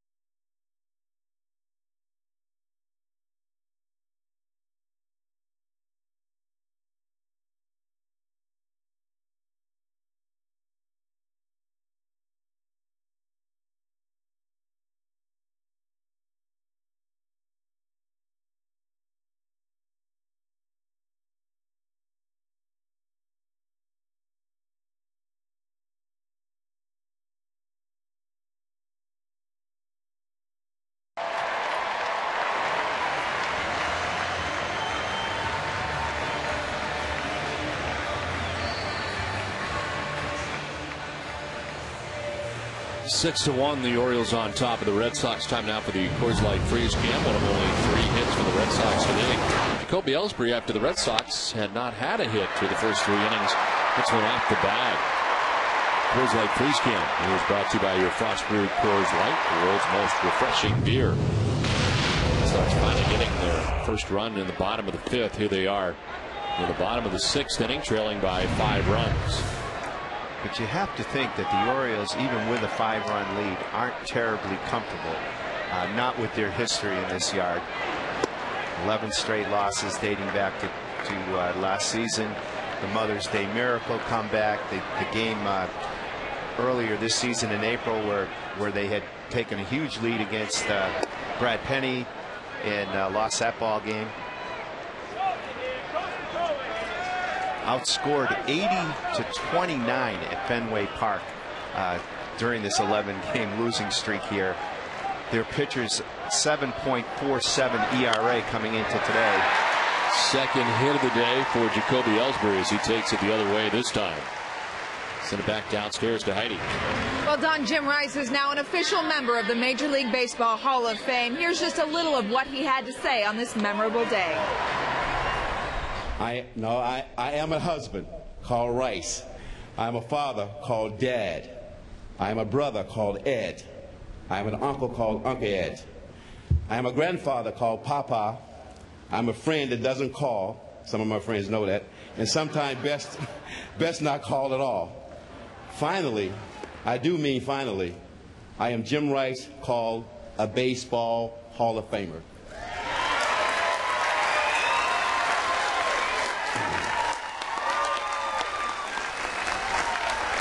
Well, a great day for Jim Rice. And a great day for Red Sox Nation.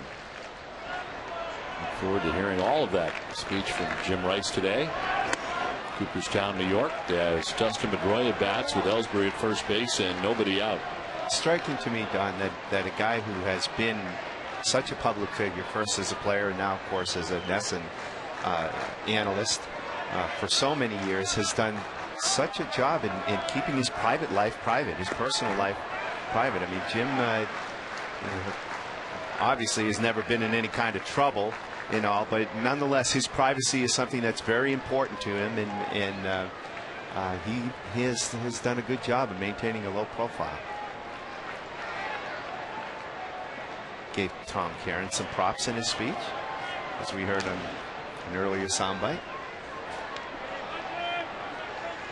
I'm sure he did gave you some too, but it was just edited out or something.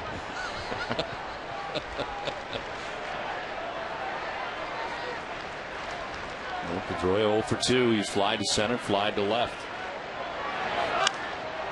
That's one in the air to left field. PA back onto the track to make the catch for the first out of the inning. Back to first goes Ellsbury. Not only Jim Rice going in, but Ricky Henderson and Joe Gordon, a 2009 class of Hall of Fame inductees. Joe Gordon, one of those second basemen you were talking about from a much earlier era, of course. Played against the Red Sox of Bobby Doerr and Johnny Pesky and Ted Williams. And Don, if you haven't seen that HBO special on Ted Williams, retrospective of his life, I highly recommend it. Very well done. I saw bits and pieces of it on the plane we were flying back from Texas. It was on, and I did see some of it. Looks outstanding. What, were you dozing off through the rest of it, or what? Well, yes. Truth be told, it wasn't because of the documentary. It was because Texas is a long way away, and it was late at night. We did start at 8 o'clock and did get home at, I don't know, 6. So there is an excuse. Whether you buy it or not.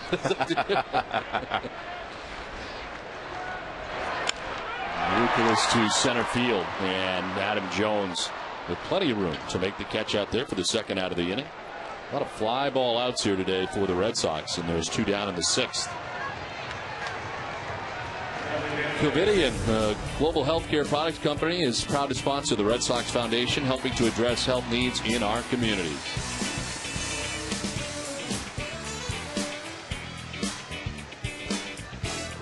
$14 fly ball outs for the Red Sox today. And with 2 down, David Ortiz will try his luck. He has 2 fly ball outs.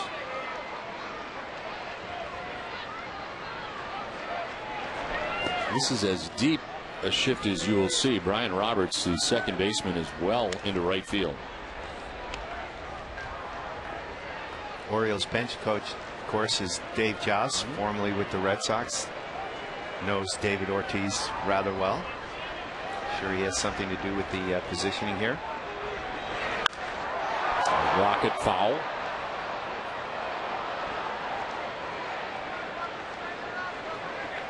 One of the Orioles scouts is a Worcester native, Ted Lakis. He's here in town this week on coverage.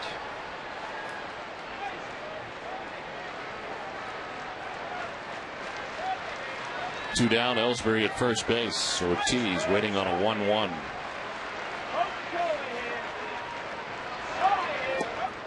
Breaking ball drops in there for strike two. Mentioned the Red Sox will be hosting the Oakland Athletics. Be in town beginning tomorrow. Trevor Cahill matched up against Josh Beckett in game 1 of the series. So a 4-game series against the A's. Go to first, and leaning in the wrong direction there was Ellsbury initially, but able to get back.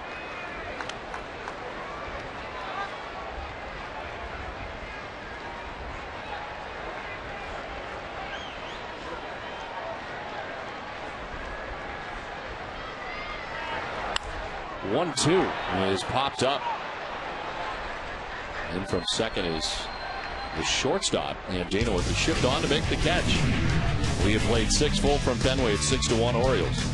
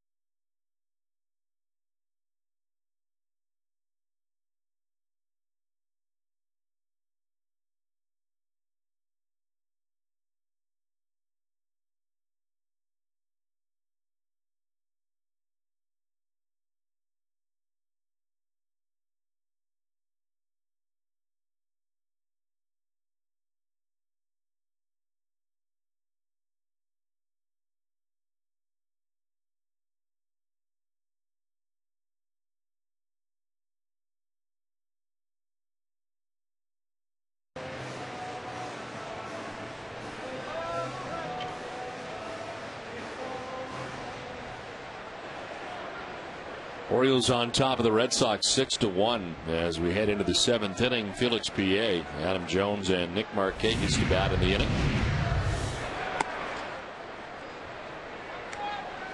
PA making the most of a rare start, Don. I mean, this is a guy, when he was in the Cubs organization, he was considered one of their top prospects. Gets moved to the Orioles, and it just really hasn't worked out for him yet. Slow roller down the first baseline. LaRoche quickly to Masterson just in time.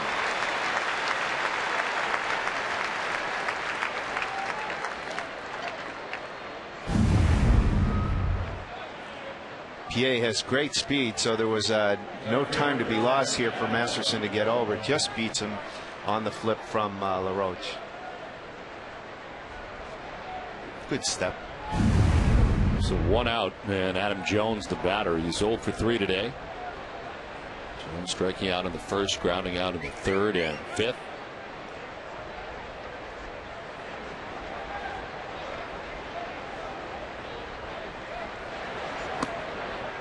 John Smoltz today going 5 innings, giving up 9 hits, 6 runs. He walked 1 and struck out 6. Departs on the hook.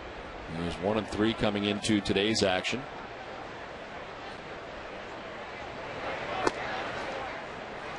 It's 0-2 now to Jones.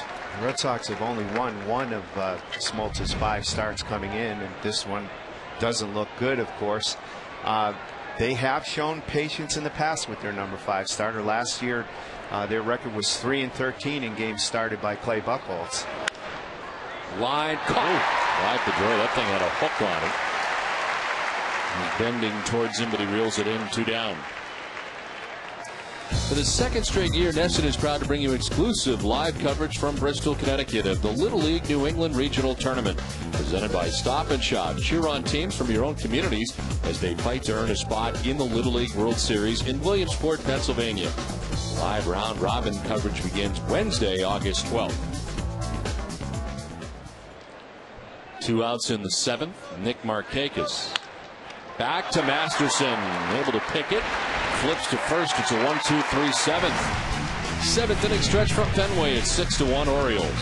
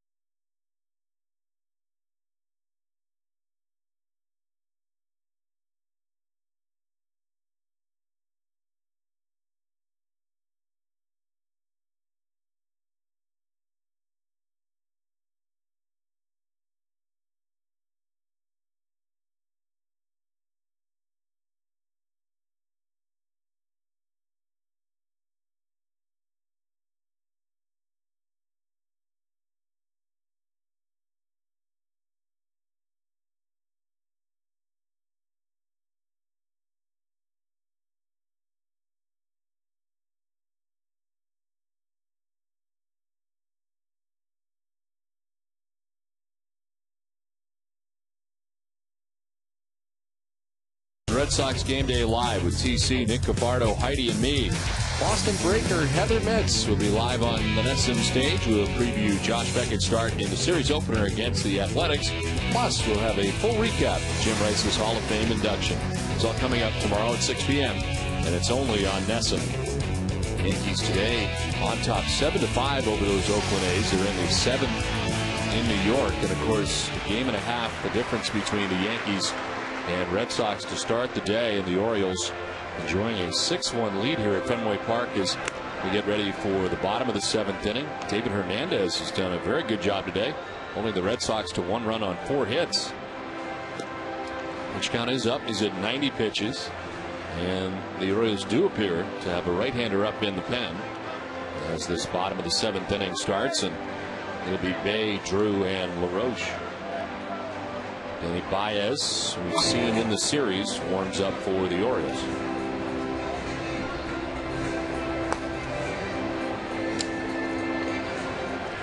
The Yankees go on from Yankee Stadium today for a very intriguing matchup this week against the Tampa Bay Rays in the Trop.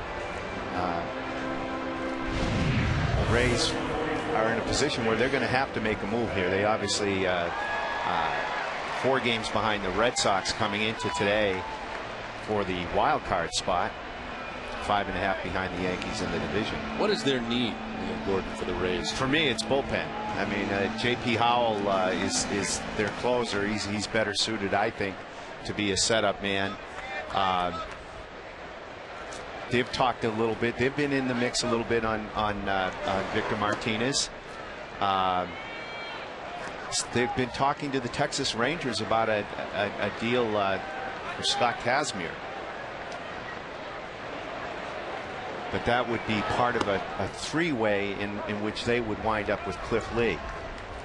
So they're Andrew Friedman is being very active down there as in this division. One transaction could make the difference in sitting home in October or going deep into October. Do you get the impression the Tampa Bay Rays will spend more money? No. I mean, what is their payroll now? It's over $63 million, I believe. So they're not going to make a big move here as far as financially goes, where they got to take somebody's large contract. No, it would be. I think that's part of one of the reasons that they're trying to, or they're at least willing to explore moving Kazmir. I mean, he signed a reasonable number for an extension, but if they're going to get a Cliff Lee, for example, they'd need to move, clear a little space financially. I don't know what the number is as far as the payroll goes. I do know this: they are 25th in the major leagues as far as payroll goes. Yeah, and even though they've gotten a bump in attendance after winning the American League pennant last year, they're a long way from being big spenders in this division.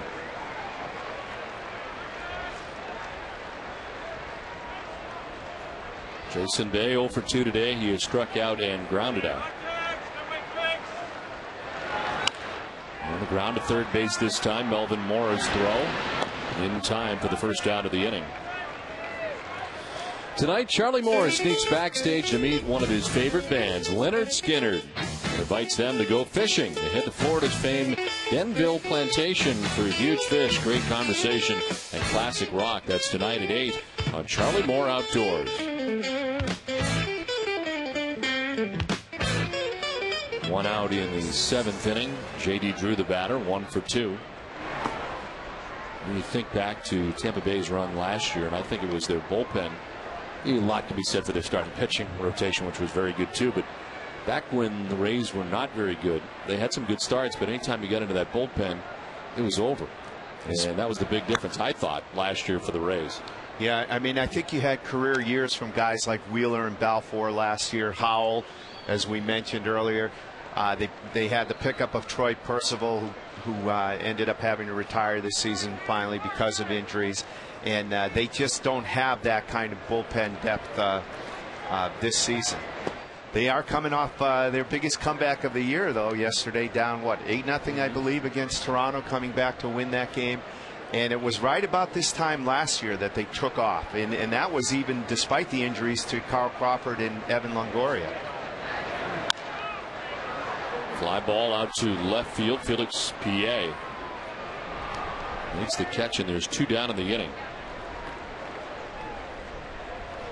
I might be missing something, Don, but I've been mystified to see Carl Crawford's name come up in some trade speculation. I mean, to me, he's an extremely valuable piece. The premier leadoff hitter in the American League at this point. I would venture to say leading the league in stolen bases, although Jacoby Ellsbury's footsteps are right behind him. 2 down for Adam LaRoche. 16 fly ball outs for the Red Sox today against David Hernandez. And you can see from Hernandez's performance today, and Brad Bergeson pitched pretty well the other night. The kid Chris Tillman making his big league debut Wednesday. You can see why the Orioles are excited about some of their young pitching prospects. It has been a while since that's been the case. I mean, you think about the guys that they have run through Baltimore over the last couple of years, a lot of veteran type starters, not a lot of guys kind of up and comers that they're excited about from the system. Right. I mean, and one of the kids they did were pretty high on, Daniel Cabrera, flamed out completely. Sidney Ponson. Yeah, there's a lot of misses. Well, Adam LaRoche has not been missing. He's got 2 hits and 3 at-bats today. His most recent single right here. Again, there's no better way to endear yourself to the Fenway faithful than to come out and produce. And maybe the most dramatic example of that was Gabe Kapler's weekend debut with the Red Sox. That was ridiculous. And Cap's been playing better for the Rays as well. Right field is a spot they might also want to address, though. 2 down in the inning. LaRoche at first base and Jed Lowry the batter. It has been a while since we've seen the Rays, but as I last recall, it was kind of a Kapler, Gabe Gross platoon thing going on there. Is that still the case? Yes, it is. You know, they got the kid Matt Joyce in the Edwin Jackson deal, but he may be a year away. And you got to wonder about that Edwin Jackson deal a little bit, I think. I thought that was a pretty good pitcher to have given up. Yeah, and I mean, you don't make that deal if you're the Rays unless you have a David Price. And in fairness to the Rays, Jeff Neiman has done a terrific job. 0-2, a check swing. They did not appeal. It's 1-2. So the onus will really be on Joyce to balance out that deal for the Rays.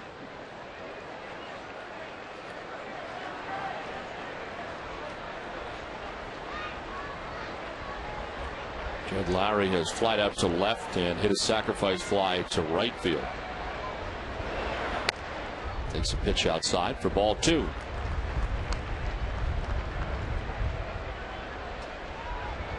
Hernandez at 108. Trying to get through the 7th inning. And Baez has been up the entire inning in the pen.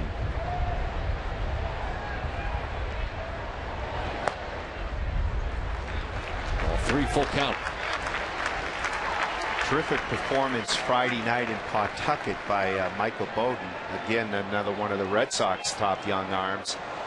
Took the loss in that game, gave up a couple of home runs to one to Matt Laporta, the Indians' terrific prospect, but just 3 runs in 7 innings, didn't walk a batter. Lowry to right, Markakis in, and he makes the catch. It ends things here in the 7th. We played 7, 6-1 Orioles.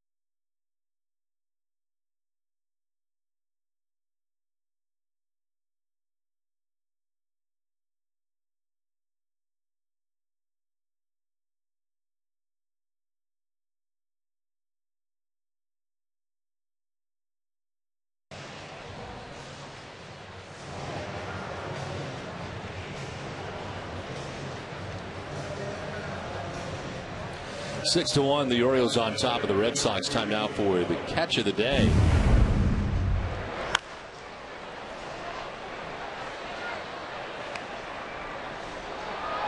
Oh, good grab. Nicely done. It was the D'Angelo's Lobster Nation catch of the day. Find your best catch of the day at D'Angelo. Their famous lobster lineup is back, loaded with 100% real lobster.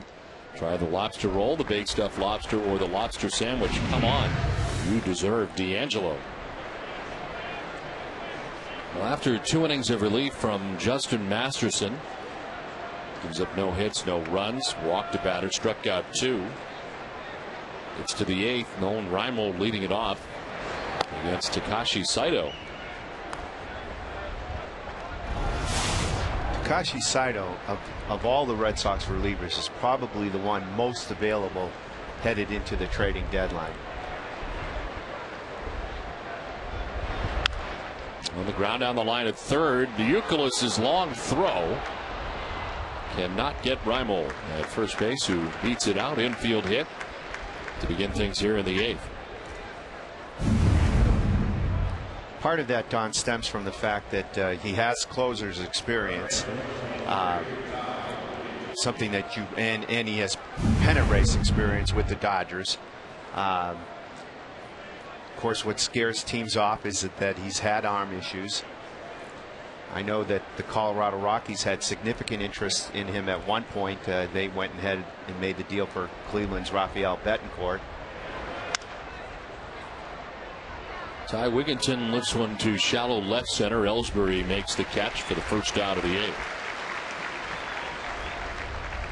Get one of the best sports sections in the country delivered to your home every day. Sign up for the convenient Boston Globe home delivery.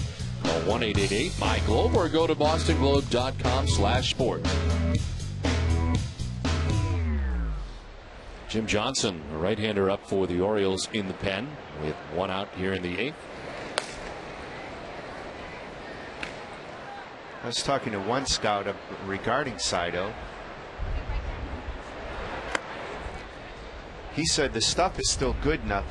What concerns him, besides the health issues, is that his command has been inconsistent, particularly with his fastball. You know, he competes. You know, he's not able to locate his fastball the way he used to. Runner goes, a pitch, a ball, the throw going to be close, but it kicks off the runner. And Reimold steals second base. But with roughly 15 teams or so looking for bullpen help, that's why Saito's in play.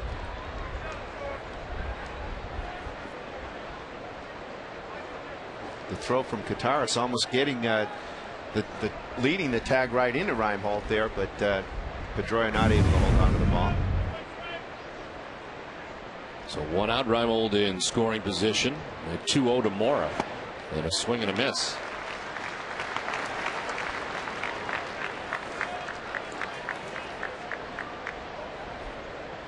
Well, the A's in town, the first of 4 beginning tomorrow night. Josh Beckett on the hill for the Red Sox, 11-4. A 3-night games and a day game, getaway day on Thursday. All the action right here on Nesson. Broken bat, pop up shallow left center. In comes Ellsbury again to make the catch, and there's 2 down. Similar spot to out number 1, but this is out number 2, and Reimold still at second.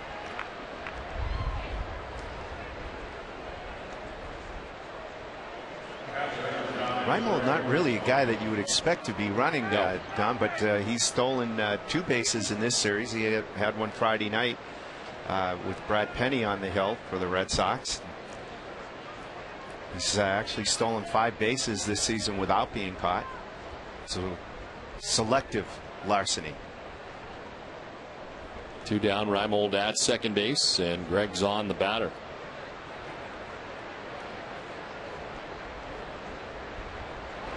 I like that. Selective larceny. I'm going to steal a little bit of everything from all 24 of my partners this year. Yeah, and so far, that's what I'm taking from you. I like that. I like that. You know, and I didn't even have to consult my thesaurus to come up with that one. That's good. Selective larceny. Don, I don't think it's going to stop at 24. Just a hunch. The 0-1 misses, and it's 1-1. I think my favorite echism is educated cheese. That's certainly got the most mileage on it. Well, there's plenty of cheese. I never realized how much variances you have in cheese. You know, there's quite a bit of different kinds. Well, I knew there were different kinds of cheese.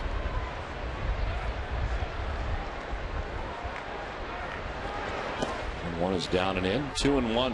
Hey, we haven't gotten the time of speech from the Cooperstown box score for Ricky Henderson, have we? Just under 11 minutes, I think. No, that was Jim. Oh, Henderson. Yeah, Henderson. You know, Ricky was styling. Did you see the ice cream colored suit he had on there? I didn't. I do remember, though, the suits he would wear on the road were tremendous.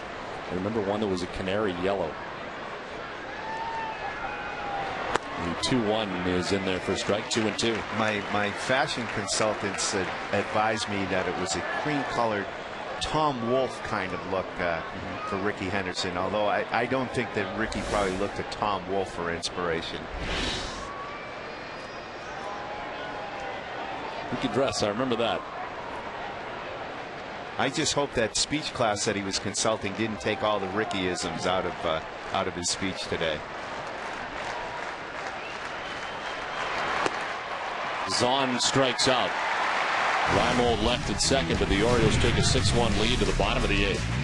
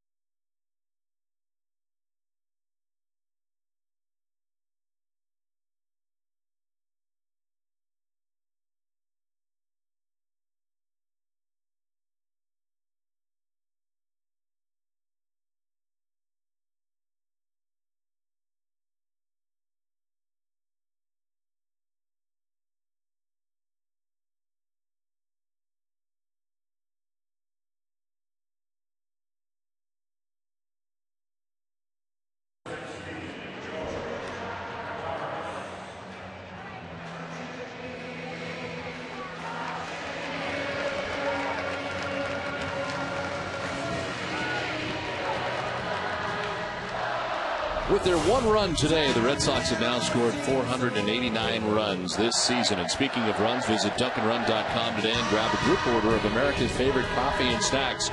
Dunkin' Run, invite, order, run, enjoy. How's that for easy? America runs on Dunkin'. Remind you, Dunkin' Donuts is in its 10th year of hosting local youth groups and charitable organizations in the Dunkin' Dugout, a special seating section here at Fenway Park. Thousands of children have had the chance to catch a Red Sox home game thanks to Dunkin' Donuts.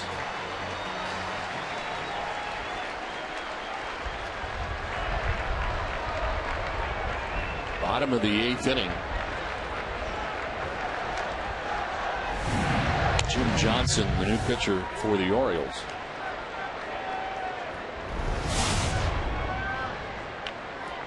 Pretty good outing here today by David Hernandez.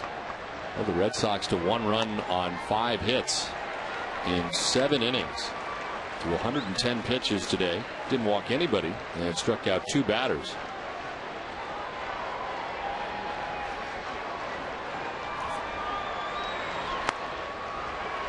George Kataris has fouled out and struck out. He's 0 for 2. I would think the Orioles would have to be ecstatic with Hernandez's performance today. And again, you know, we've seen it over the years. Red Sox having trouble with guys they're seeing for the first time.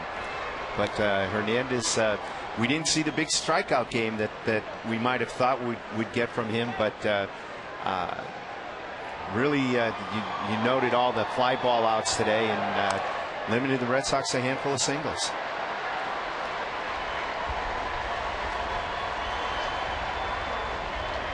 And he ends up giving up 17 fly ball outs today.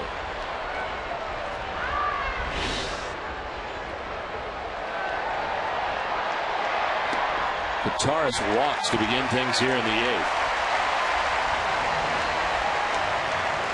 First walk given up all day by Orioles pitching. Relief pitcher Jim Johnson, first batter he faces with a 5-run lead. And when you have the Orioles history in this house, that does not portend well when your relief pitcher comes in and walks the leadoff man in the bottom of the 8th. Number 9 man at that. Jacoby Ellsbury takes strike 1. Because you get a hit or two here, Don, now, and you get the crowd into it, and the Orioles start thinking like Jeremy Guthrie last night, I hate this place. Ellsbury with a swing and a miss. Down 0-2's had a good day. 2 hits and 3 tries. And then a stolen base. Pedroia waits on deck. All 3 games this weekend, Jacoby has had multi-hit games, which certainly going forward looks that he's comfortable back in that leadoff hole. Swing and a miss. Strikes out for the first out here of the 8th. 3rd strikeout today for Orioles pitching.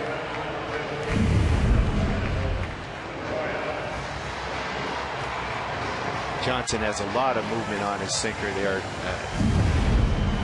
Great placement right on the outside corner. So 1 out. Guitars at first, and Dustin Pedroia, the batter, 0 for 3. Pedroia has flied out 3 times.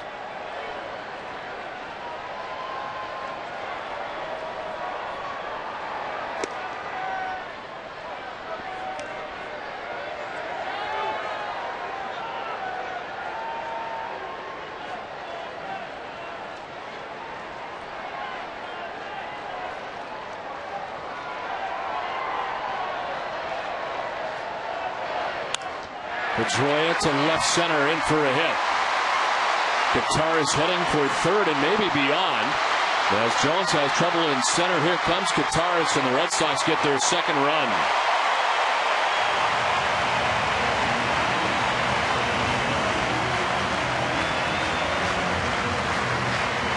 Sure.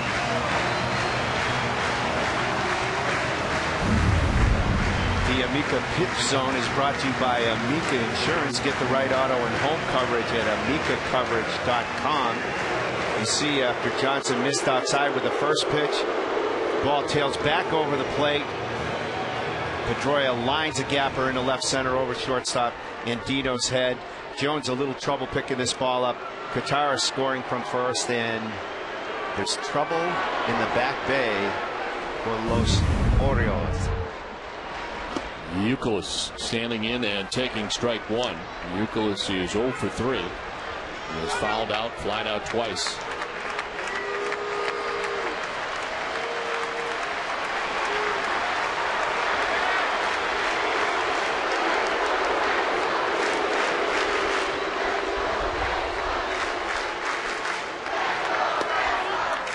Inside, 1-1. Good numbers for him against Jim Johnson. That includes a round tripper.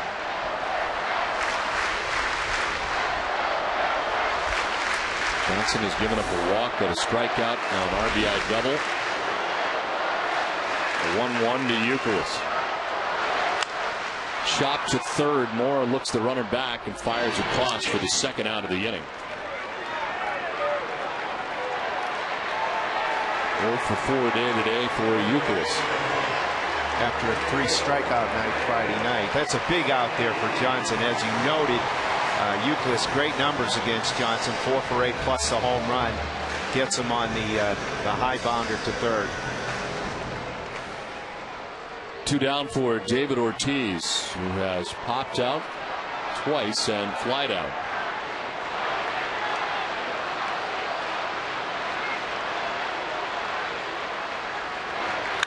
Ortiz hits one high in the air to right field. Nick Markakis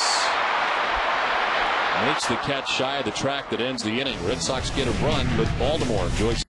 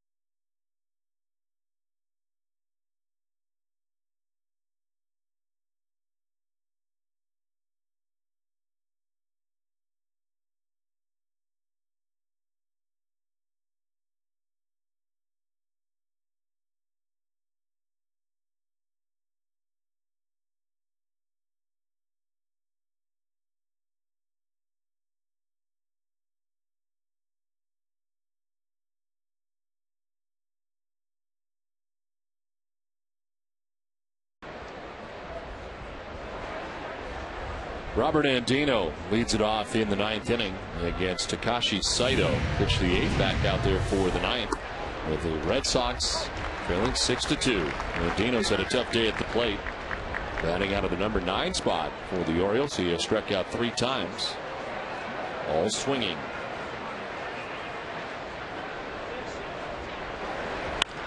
Back at Saito, nicely knocks it down, has plenty of time to recover, and does for out number 1.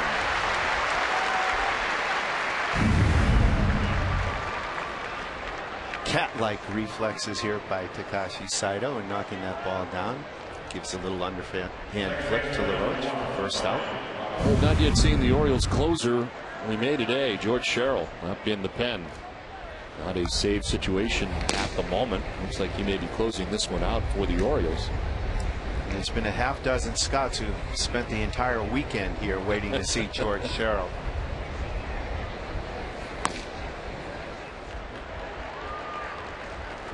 Brian Roberts has been aboard 3 times today. A walk and 2 singles. Scored a couple of runs and struck out. Intriguing development out of Kansas City today. Tony Pena Jr., the son of the former Red Sox catcher, Tony Pena, has had an awful season playing. Actually, the last 2 he hasn't hit at all. Was designated for assignment about 10 days ago with an .096 batting average. Got outrighted to AAA today, but instead he's going to report to their spring training facility where he's going to convert to pitching. How about that?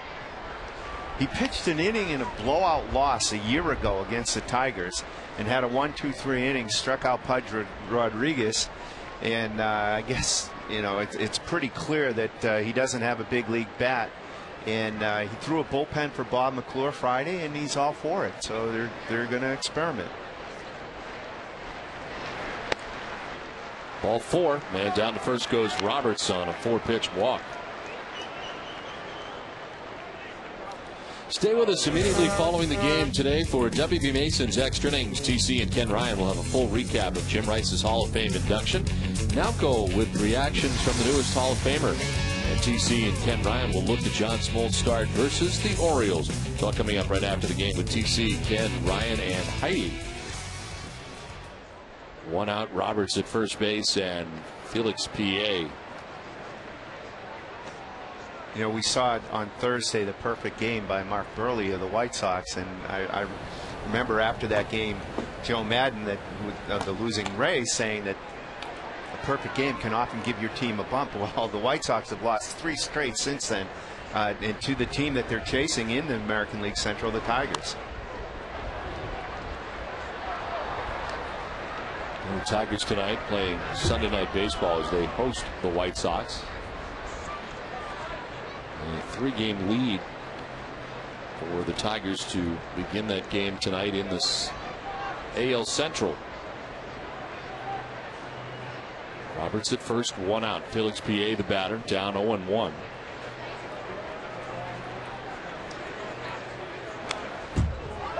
It's 0-2 now to P.A. Dwayne Wise, who made that great catch to save Burley's perfect game, got a shout out from President Obama, who's a White Sox fan afterward. Wise said he could take it in stride that Obama pronounced his name Weiss instead of Wise. Just glad he came to the president's attention.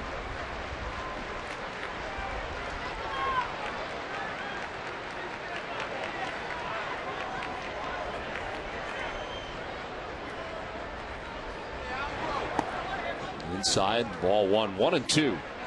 When Burley threw his no-hitter, after the no-hitter, he bought the entire lineup new watches. He hasn't decided yet what he's going to do for the Perfecto. One of the ideas under consideration is a painting of Wise's catch that he'd commission and give to Wise. That's not too shabby. No, it's pretty good. It was an incredible catch.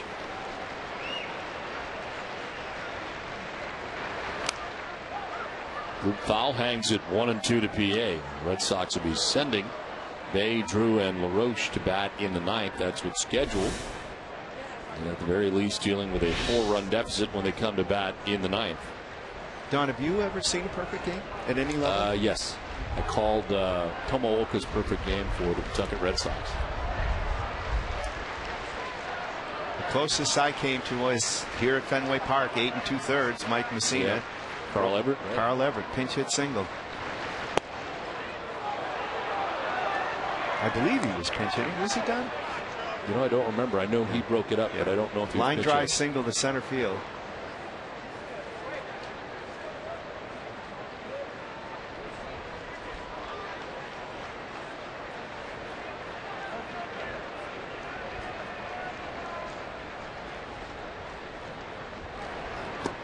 Two is inside, full count.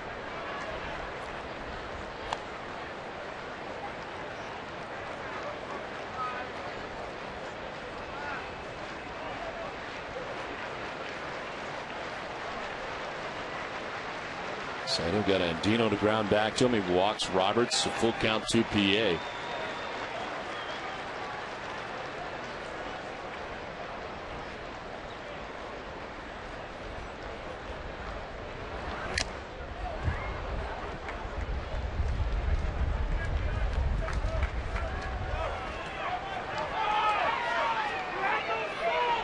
Saito to me is a pitcher that it would be worth a contender taking a chance on before the deadline, just because there's such a paucity of relief pitching out there.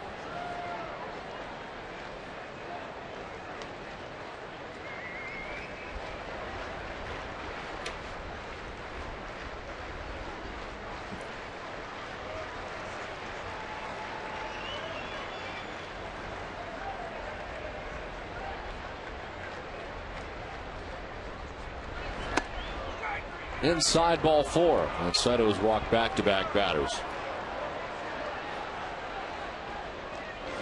Introducing the new $5 Red Sox instant game from the Mass State Lottery. You can win Red Sox season's tickets for life and up to $1 million instantly. Get yours today. For details, visit masslottery.com. Terry Francona making the pitching change after Saito walks back-to-back batters. With one out in the ninth, the pitcher will be Ramon Ramirez when we come back to Fenway Park.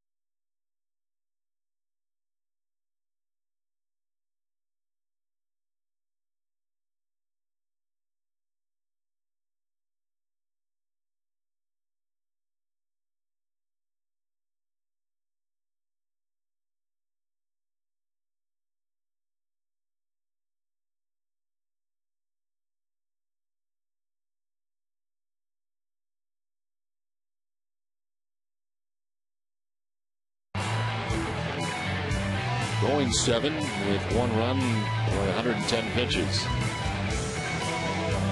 6-2, Orioles on top. Pitching change here in the ninth as the Red Sox bring on their third reliever of the day. It is Ramon Ramirez. 41st appearance, 5-3 record, 2.21 earned run average, and the opponent hitting at 200 against Ramirez. That scoreless inning streak by the Red Sox bullpen in a little bit of jeopardy here. It's 21 innings and counting after 2 by Masterson and scoreless 8th by Saito. Jones lines it to center, but right at Ellsbury, who guns it back in, but back to second goes Roberts. There's 2 down. It's been a tough couple of days for Adam Jones, and today he is 0 for 5 with that lineup. Yeah, I mean, he had a hit taken away from him by Ellsbury Friday night, and since then he had the base hit his last at bat Friday, and after that it's been back-to-back 0 for 5s. Nick Markakis has had a good day, couple of hits, including his 12th home run of the year. As he takes strike one. You've got to think that Dave Tremblay may consider leaving Markakis in the 4-hole, with Huff having the trouble he's having, Luke Scott having the trouble he's having. Markakis had a very productive afternoon today.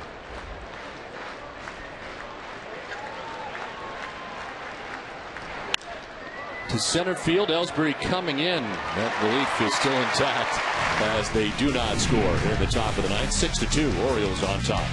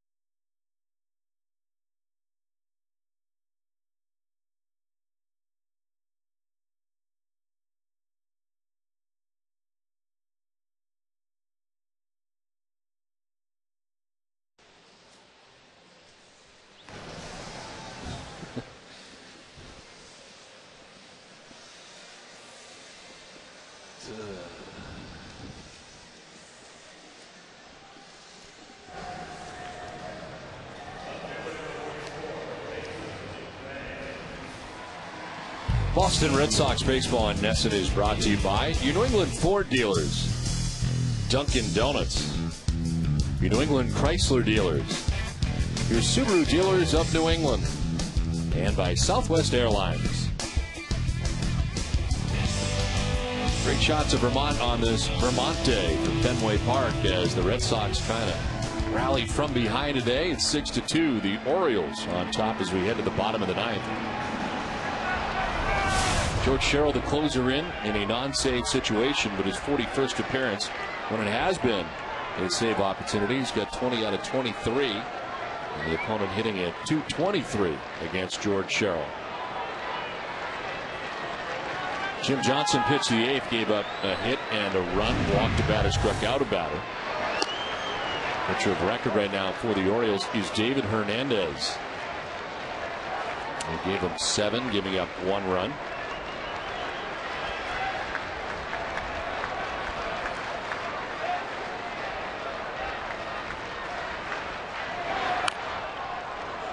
He taps it, fouls down 0-2. Jason Bay 0 for 3 today. He struck out, grounded out twice.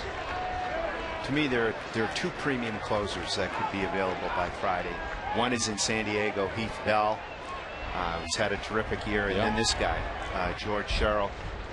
I know Andy McPhail's going to want a lot back in return, but there are a couple of clubs that are desperate enough that could make that move. Right center field, Jones, good running start, and he gets there. So a tough day at the plate, but defensively has been very good. And Jason Bay's the first out of the ninth. Pitch hitter coming up as Rocco Baldelli will bat for J.D. Drew.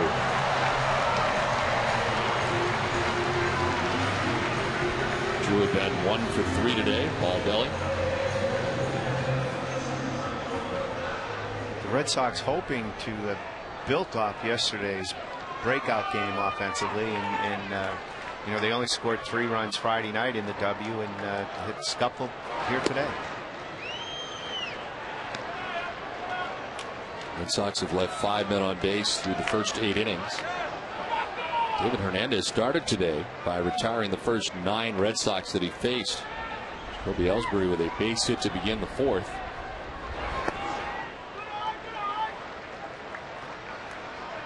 Retired 14 out of the first 50 Red Sox he faced today. While John Smoltz on the other side had a tough start to his outing, giving up a run in the first, 3 in the 3rd, and a single run in the 4th and 5th. Ends up giving up 6 runs in his 5-inning effort. Back-to-back 6-run outings. You know that's going to light up the talk radio waves tomorrow for certain. Baldelli to right field. Markakis in the sun field here at Fenway. Backpedals to make the catch, 2 down. Coming up after the game, stay with us for Granite City Electric's Red Sox final. Ramiro hits Yawkey Way to hear the fans' thoughts on the great Jim Rice. We'll look back at the career that made number 14 the Hall of Famer he is today. And we'll preview Josh Beckett's Monday start against the A's. Granite City Electric's Red Sox final coming up right after the game right here on NESN. 2 down here in the 9th inning. Adam LaRoche was fly to left and single to right twice.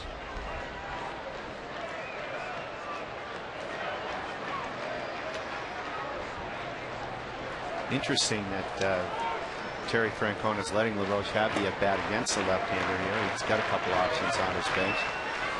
LaRoche 234 average and 107 ABs against left-handers. Of course, he only had 1 since he's joined the Red Sox. Got a hit. Does have good numbers against Sherrill, including a home run.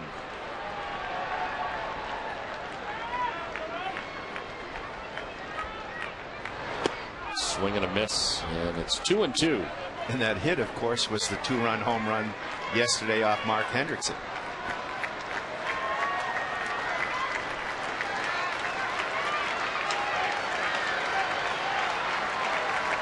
Opposite field blast. LaRoche fouls it off, and it's 2-2. Single run for the Red Sox in the 5th, single run for the Red Sox in the 8th. That has been it. And 2 outs here in the 9th inning. The Orioles an out away from salvaging the last game of this series. The Yankees today with a 7-5 lead over the Athletics. They're in the 8th at Yankee Stadium as LaRoche stays alive. Red Sox in jeopardy of falling 2.5 games back at the Yankees.